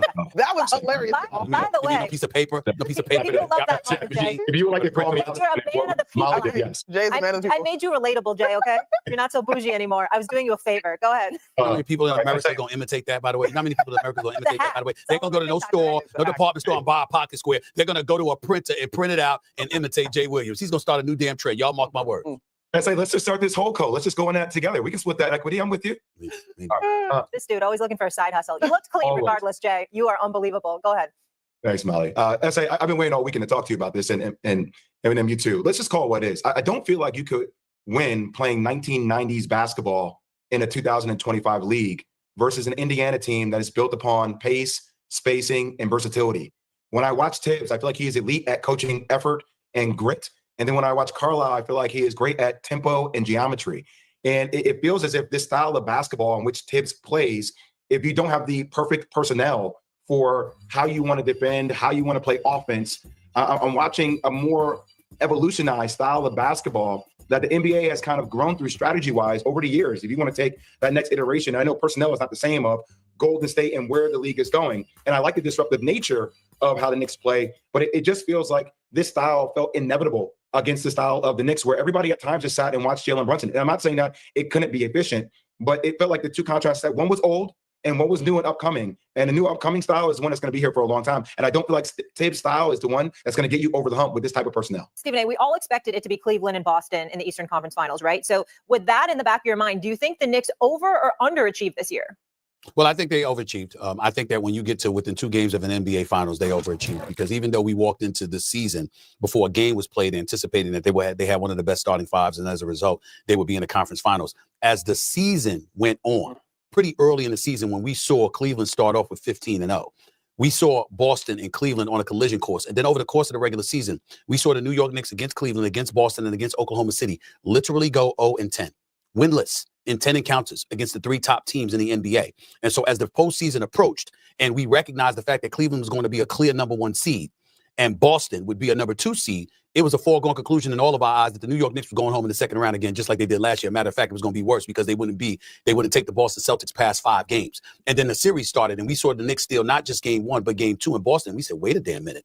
They actually can win this series. And they ended up winning. So based on that premise that the reigning defending NBA champions with a number 2 seed in the NBA, and number 2 seed in the Eastern Conference, and they had home court advantage, and the New York Knicks knocked them off. I think some of the luster was taken off of it because we saw Jason Tatum go down in game 4.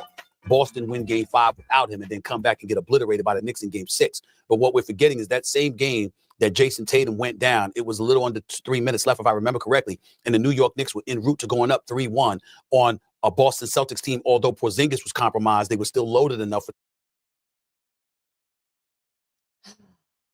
Again, overachieved, underachieved. I think that you can look at it different ways, because I think that, you have a Knicks team, right, that they weren't expected to win. Then you get into the playoffs and it changes. And so I think that they underachieve per what they were facing in the postseason. But I felt like they overachieve per the expectation that they had during the season. I didn't see them going anywhere during the season. The postseason comes and things just happen to sort of align. The stars aligned for them and the doors open and there was a path for them. And they couldn't go through those doors. You know, they didn't answer the call when it was time. And so they got to the Eastern Conference Finals, and I hope that they can do it again next year. I really do. But I fear that because they didn't take this opportunity, that they might not ever get it again. And that could just be me being, you know, a cynical Knicks fan, or just feeling a little bit sad that they didn't do this and that they weren't able to get to the finals. And I mean, when you think about winning and what's really important, it's winning the title, right? And, you know, Rob Parker, he believes that the Knicks failed. He believes that the Knicks failed. He's yelling, screaming about Coach Thibodeau. And, you know, this is what he says. And tonight is the last broadcast of Inside the NBA on. Oh, no, that's not it, guys. Whoops. Whoopsie daisy. I thought that I had sound from him with Thibodeau. I thought I did. Where is it? I think I do, actually. I think it's here. And, you know, depending on what they have, I'm not so sure how open and honest Jordan's going to be. And the documentary is different. Maybe it's this one? No. The greatest thing.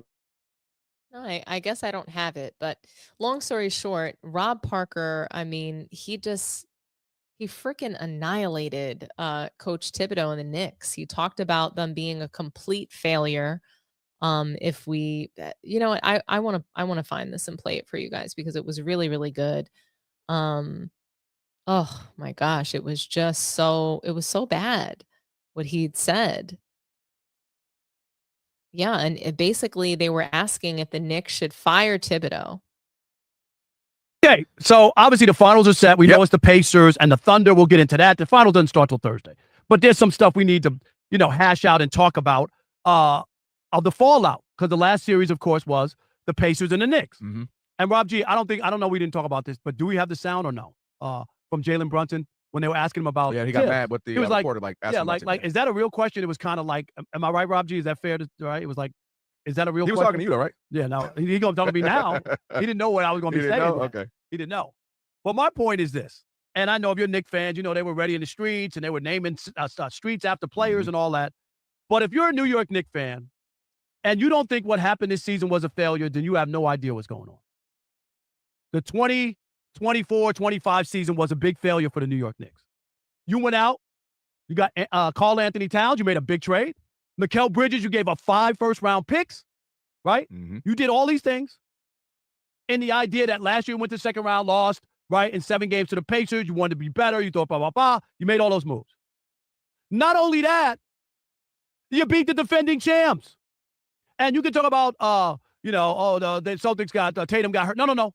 They won the first 2 games in Boston being down by 20. Once you do that, you tear up the script. So all the people didn't think the Knicks were going to go because they couldn't beat the Celtics because of all what happened in the regular season. That changed.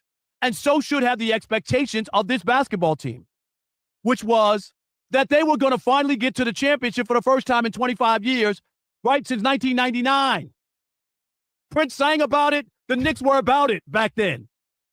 And now this year they have the Celtics beaten up. The only team in their way is the Indiana Pacers, a team that nobody talked about all year, a team that no one expected to beat the Cavaliers, and a team you had down by 14 with 2:38 to go, down by 9 with 50 seconds to go. You win game 1 at Madison Square Garden, and you're going to the finals, okay? You would have had a chance to go to the finals right there. And guess what? They didn't do it. They choked that down, lost game 2 at home, and basically the series was over. I told you after they lost game 1, they weren't going to the finals. You don't recover from that. They force a game 6, and guess what? Their stars don't show up in game 6 at Indiana. Have awful shooting nights. Ray Charles could see that. I mean, like just awful. Don't celebrate the New York Knicks for what they did and the excitement they gave the city, had people in the streets, had rats carrying pizza all over town in celebration. None of it mattered, Kelvin, none of it. They failed this season. The Knicks should be in the NBA Finals, not the Indiana Pacers. And for that reason, if I'm the Knicks, I got to look at Tibbs and honestly make a change. And if you ask me who, I got the who. His name is Michael Malone, who coached the Denver Nuggets to an NBA Finals championship. There you go. All right. Let me say this. And I never in my life thought I would be sitting up here defending the Knicks. What in the world has the world come to? All right, Rob, now this is where I got to bring you back down to reality a little bit. None. Okay, guys, I can't listen to Kelvin Washington. He just he irks my nerves. I don't know why. And thank goodness he didn't start interrupting Rob Parker. I feel like the Odd Couple saw my video where I say, hey, in order for your show to be even palatable or malleable at all, he needs to stop interrupting you. But yeah, I mean, this guy, he usually just jumps all over Rob Parker's take. He can't finish his words and he's super long-winded. So like for me, I loved the Odd Couple when Chris Broussard was on it with Rob Parker. I felt like it was just two grumpy old men talking about sports, and Rob Parker was always kind of the grumpier one, whereas Chris Broussard was kind of like the voice of reason. And now it just looks like young versus old. And I don't know how much of this I like or enjoy, but sometimes they have some really good topics and I want to hear. So, salute to the Odd Couple, I guess. Rob Parker had some really interesting takes about Tom Thibodeau and wanting to hire Mike Malone in place of Thibodeau. And I don't know that that's the answer. I'm going to be really honest with you. Do I think that Thibodeau coaches like he has dementia? Yes. Yes, I do. I think that he coaches like he's got not dementia, but like brain fog. Dementia is more Steve Kerr, but it's like Thibodeau can't focus, or it's like he doesn't know what his next step is. You can see like looks of, I don't know if it's confusion or frustration, but I just feel like down the stretch, he can't coach. That's what I see. That's my gut feeling when I'm watching these games. I've seen him, yes, he tried to play his bench, but trying to play them so late when you didn't give them minutes all season long. He wasn't giving the bench minutes all season long. He was playing the starters all season. So you're trying to throw them in as a Hail Mary in the playoffs, and I just don't think that works. I don't think that's a winning formula. So I'm hoping that he's willing to make some adjustments. People make it seem like he's unwilling, but he went to his reserves. He went to his bench to try to get, a little bit more scoring depth. He tried to, he did try to make that adjustment. Was it too late? Yes. But what that gives me is hope that next season he will adjust a little bit more and see and find more value and begin to trust his bench a little bit more, instead of running the starters into the ground, instead of making sure they have no legs. I'm hoping that next season he will be more strategic, that he will be able to adjust better. But I mean, what do you guys think? Should the Knicks fire Tom Thibodeau? What do you think? Should the Knicks fire Tibbs? I want to hear from you guys. I am going to throw the phone line up. So feel free to call in, talk to me nice. In the meantime, I'm going to read some more comments from you guys.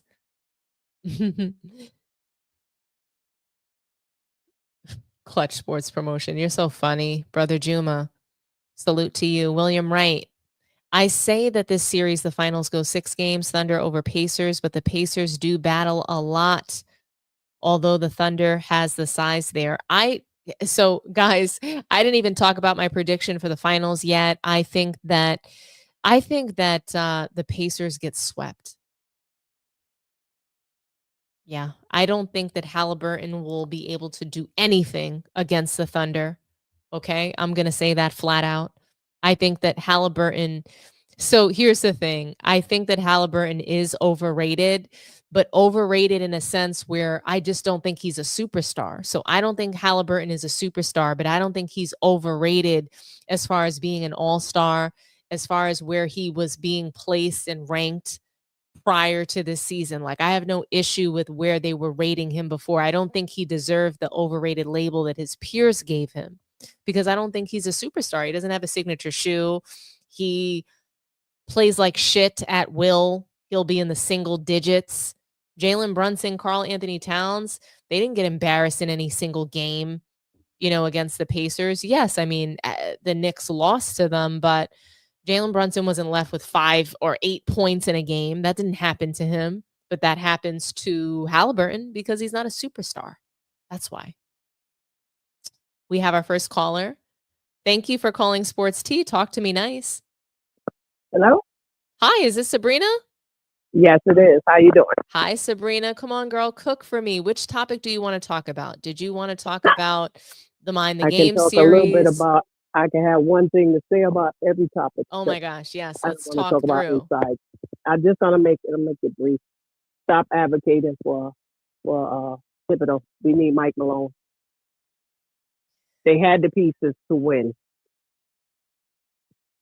Okay. Thibodeau fell short I'm yet with again. you. I'm with you. They have the talent, and I believe that coaching is a problem. So I'm not saying that Thibodeau's not the problem. I just don't know that Mike Malone is the answer. We've only seen him win one title, but that doesn't mean that he's going to get the Knicks to a title.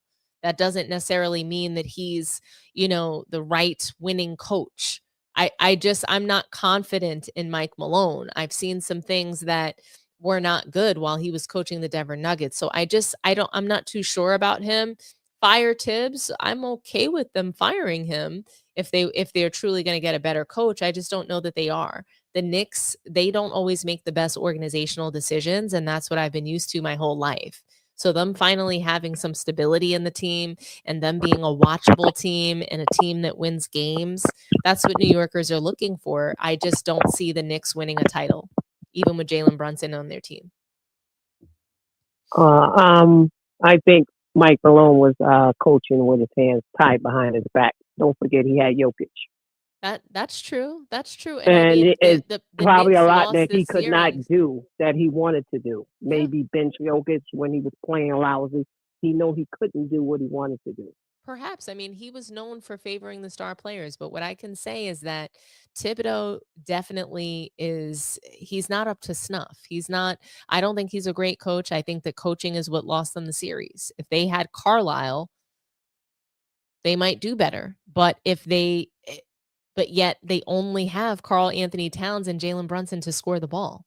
There's no scoring depth. So I'm not going to say there was a talent issue, but there's a depth issue.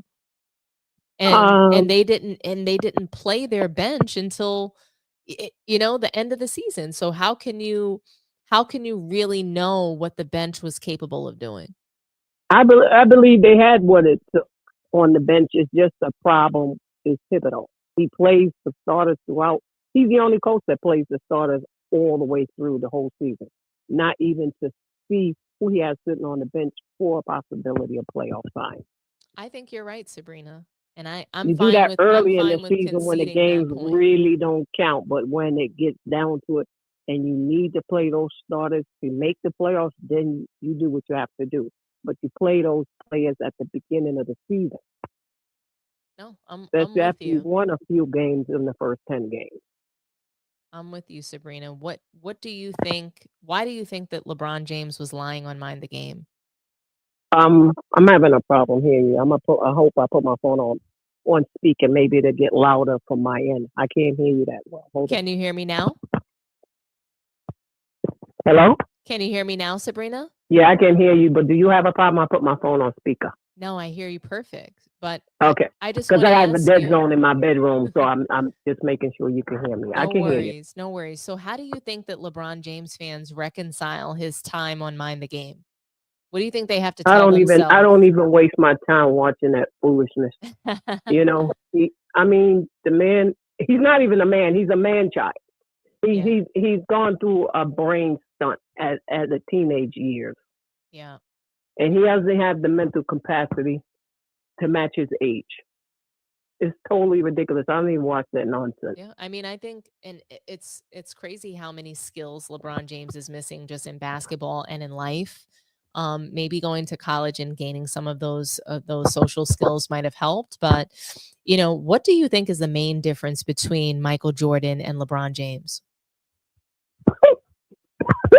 You asking that question? Are you for real? Well, I did a segment I on don't it. LeBron James, to be quite honest, should never be compared to MJ. You know who he should be compared to? The President of the United States. Both of them are narcissists.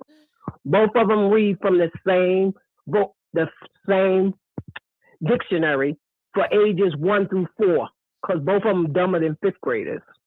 They have no vocabulary. Both of them are man-child. I'm with you on that. I mean, and I it's think so LeBron, when evident. he gets President Trump's age in his 70s, he's still going to be a man-child. He had a brain stunt in his teenage years. Yep, something's wrong there. I mean, but what do you think about like the Inside the NBA crew? Do you think that it was a mistake for them to continue on ESPN? I don't think so. I think he's just doing it. Everything that LeBron does is momentary. He tries to throw spaghetti on the wall, see what sticks. This is what he's done through his whole career with the narrative. If he needs to bring another podcast with foolishness, he's going to do what he needs to do.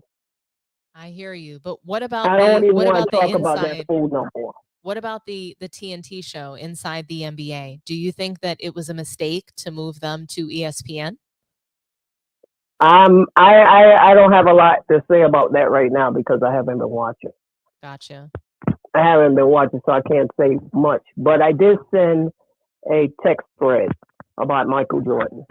I said MJ and Denzel's motivational speeches should be rewound so they could be played again. However, then you should send them to your family and family members because, I mean, you ever listen to any of Denzel's motivational speeches? Go to his thing on YouTube. Of course, he's very inspirational.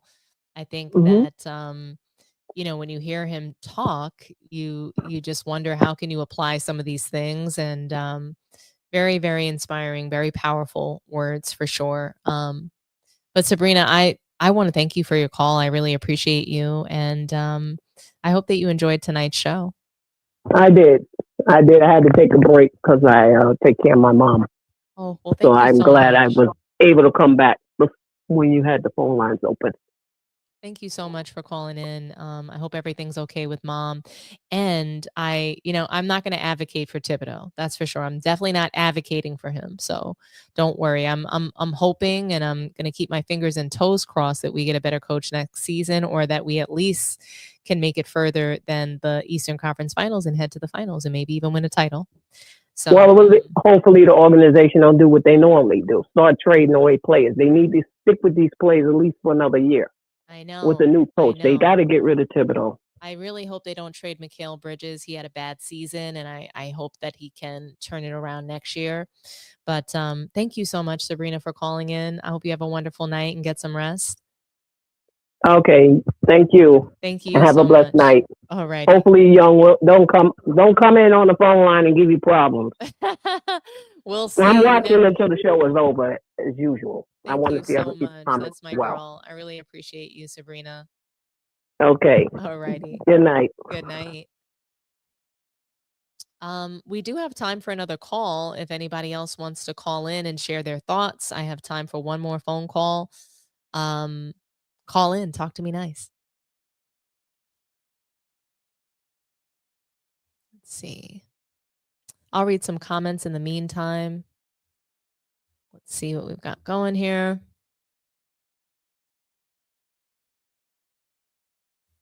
Thanks so much, Ray Scott. I really appreciate that you like the content and you thought tonight's show was good. As a Bulls fan, y'all hit Tips peak. That could be very well true. We shall see. Man. I love this comment here. LeBron wants to win. Jordan goes and wins. So, all right, guys. I can tell that you guys are getting a little sleepy on me. That's totally okay. Do me a favor and like the video. Subscribe to the channel if you haven't done so already. Where are we at with the likes? Let's check. Oh, we have 200 likes. Really great job, guys. Wow. I'm really impressed. Thank you so much for all of the support. Really liking the video goes a long way, and I really appreciate that you guys did that for me tonight. And share the video. If you can, share the video out on your Facebook, your Instagram. Let's grow the Sports Tea community and blow this thing up. It looks like we do have one last caller for tonight. Thank you for calling Sports Tea. Talk to me nice. Hey, lady, how you doing this evening? I'm fantastic. How's it going? Not bad, not bad, not bad. It's Funky Town. Hey, great show so far. Just wanted to say, hey, welcome back. Thank you Love so send out a much. search party for you. A search party. I was on the panel on Friday. So I know, I'm playing with I you, I'm only took a 2-day hiatus because I was a little sad. Don't I deserve to be a little sad and get under the So, hey, covers and self-care is the best care. you know, have a Self-care little is the best care. yeah, I mean, man, the Knicks really let No, me I'm just down, playing Funky with you. Town. I'm They just really playing with you. did. They, I'm just losing that playing. game 1, if they'd have won game 1, we'd be having a totally different conversation right now. And I'm Right, so but disappointed in them. that what Sabrina said was true. I mean, you don't the fact that the dude has been doing the coaching profession, taking care of or having athletes underneath him, not knowing what to do, not realizing that you haven't developed your bench, you don't really know what you have. They're not used to it. They're not tempered for the fight. And quite frankly, this playoff has been the most demanding that I've seen in a long time as far as what the NBA is letting them do. Yeah. So the speed of the game is the difficulty of the game for everybody has been pushed up. So that, I mean, to me, that was an Achilles heel, and it got exploited. Not to mention the the weariness of always playing your starters for so much. Not being able to have a good rotation. To me, I agree. You got to try to keep a nucleus and build it. But I also agree with you when it comes to Malone. I'm not overly sold on him. I'm sold on him more than Tibbs, but I'm not. I don't look at him like he's some sort of savior. I just say That's it what that I'm way. saying. I mean, he couldn't repeat Yeah. with the same team. Right. You know what I mean? And quite frankly, should have.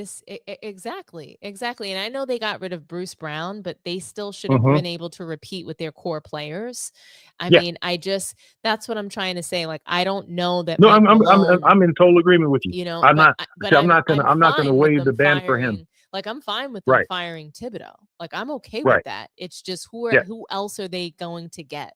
So he brought Right. them to the Eastern Conference Finals. He's been making them tough. I mean, honestly, Karl Anthony Towns has played his best basketball under Thibodeau. He deserves credit for that. I'm not going to defend his coaching decisions, though. So his coaching Right. decisions down the stretch are absolutely god awful. He literally is coaching like he's suffering from brain fog and Mhm. like he's dyslexic. So I'm for them firing him. My dad wants him out. Yeah. So many people, like my dad wants Coach Thibodeau out. Rob I Parker agree. wants I him out. totally He's agree. screaming. They're emphatically saying that they want him out. It's so interesting because typically when we have like a LeBron James led team, we criticize everybody saying that they want to fire the coach and that the coach needs to get out of there. But in this case, like we've really given Coach Thibodeau so much rope to hang himself with. We've given him Right. season over season, and he's shown us the same things that he's going to play the Well, the thing is, starters you don't have a million minutes. you don't have a lot of stars that you're the one thing I'll give the Knicks, and I guess I'll give Thibodeau this. He does have those. He has them playing hard, Yeah, but they're it's not. playing hard. It's too hard, and they're not. You got to let the horses rest sometimes. You can't. You can't just stampede I all the agree. time. You I agree you because gotta then be able to manage them. So it's not exactly. them. So you can't say it's not. You can't say that they're not giving effort. See, that's one of the things, like you said with Towns, he's gotten the most out of Towns. So I give him credit for that. Like I'm thinking like Hurley. I'm thinking Hurley might have been a good fit coming into Knicks. That's a much better option to me. I would rather see them pick up somebody from college than to just recycle some of the NBA coaches that have been around. I don't really think that there's a current NBA coach who's without a job that I'd want for the Knicks. I don't really want that's Mike how Malone. I look at it too. Mike Malone brings toxicity, in my opinion. And there's something about his man management that I don't, which is really the real game when it comes to professional. You got to be able to make good decisions timely, but you got to be able to man manage. Yeah, in my line of work, getting fired is not like, it doesn't mean that you instantly get another job. So it's really interesting how they recycle the NBA coaches. One failed coach could be another team's treasure, which is really interesting to me. I don't agree with that. I think that they need new coaching blood. They need some fresh coaches in the NBA to kind of shake up this league, and kind of get rid of this antiquated, leadership. But Funky Town, someone else is beeping in. I'm going to give them a chance to have their voice. I just had one more thing I wanted to say, if that's okay. Just one thing. Yeah. Hey, for the people, in this whole situation that they're trying to make the comparison between LeFlop and MJ. Yeah. Just let me drop some facts on you. Okay. 40 times of the 292 times playoff games that LeBron James has played, he has had 40 players on his teammates score 30 or more. 6 times he's had a teammate score 40 or more. That's 13.7%. Michael Jordan, over his 179 playoff games, has had 6 times that a teammate scored 30 points. That's 3.3%. When they start talking about that, who had more help and all that other stuff.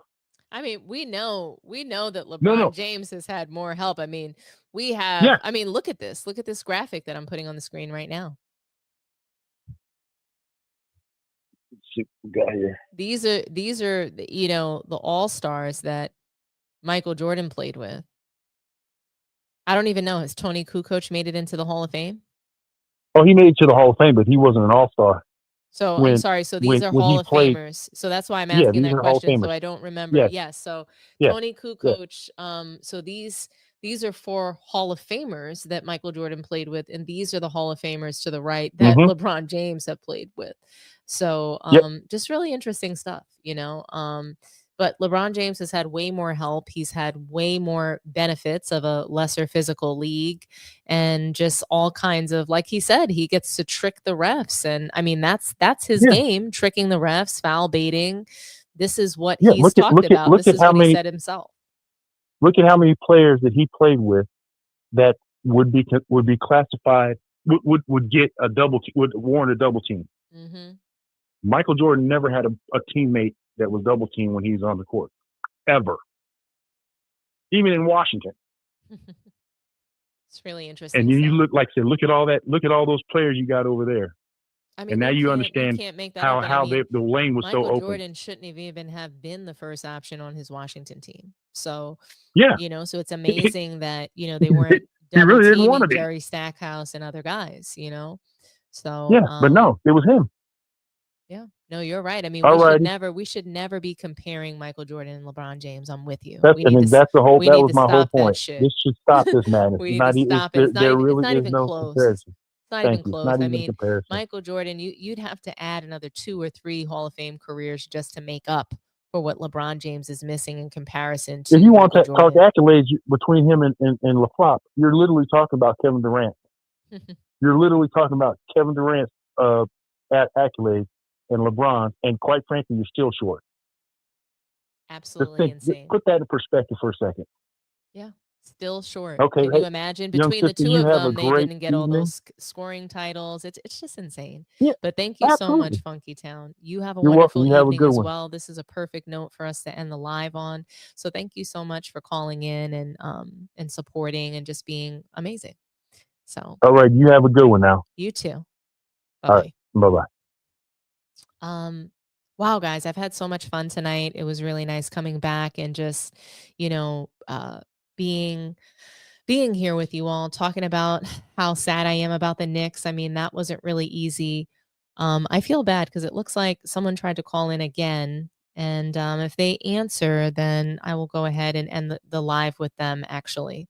I feel pretty poorly. Hi. Hello. Hi. Thanks for calling Sports Tea. Talk to me nice. Hey, how you doing?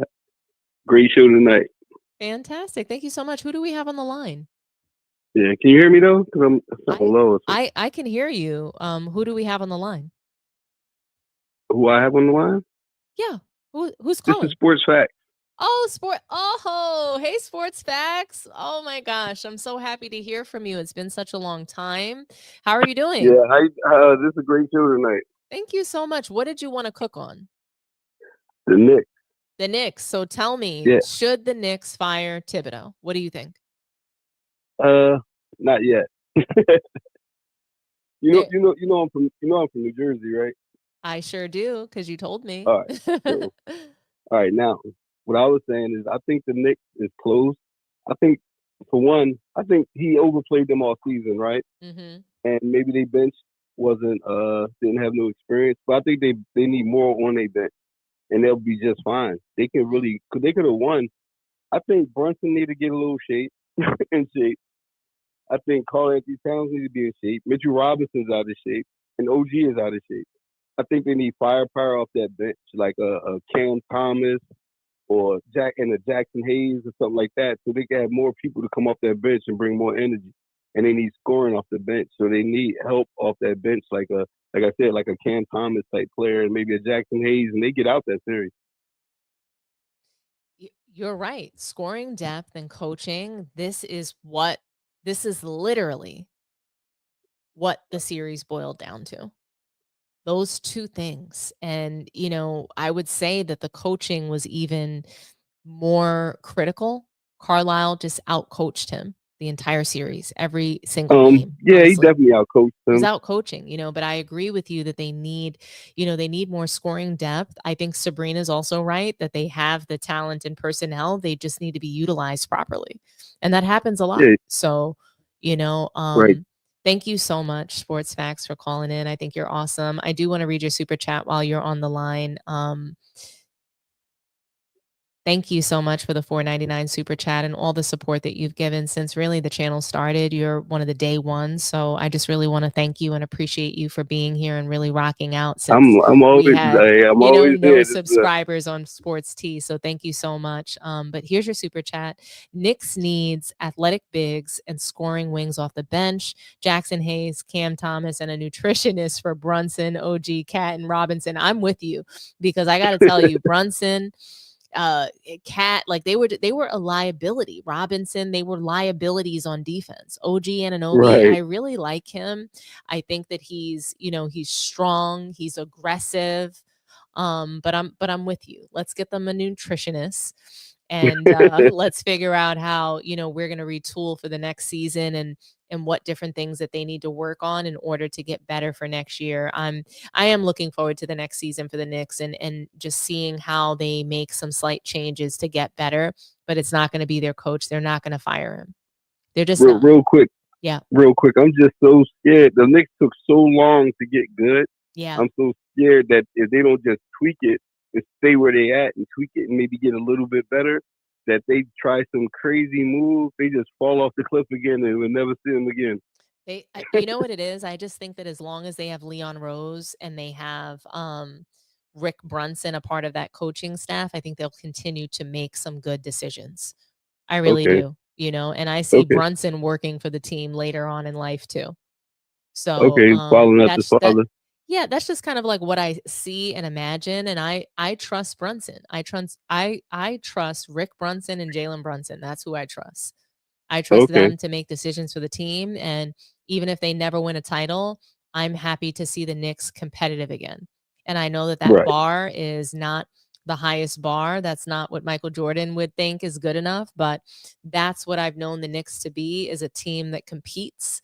Win or lose, our heart does not pump Kool-Aid, and it's just about getting out there and fighting. So, Right. If we lose the fight, I'm still happy with them as long as we fought and we fought hard.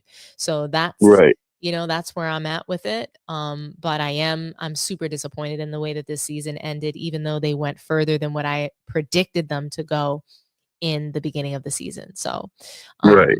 thank you so much, Sports Facts. Really appreciate you calling in and sharing your thoughts and just always supporting this channel. I love Well, I'm when you always call gonna be in. here, and I appreciate you. I appreciate the sports talk. This is a great show. Thank you so much. And I'm going to do something soon for the members, so get ready, okay? Okay.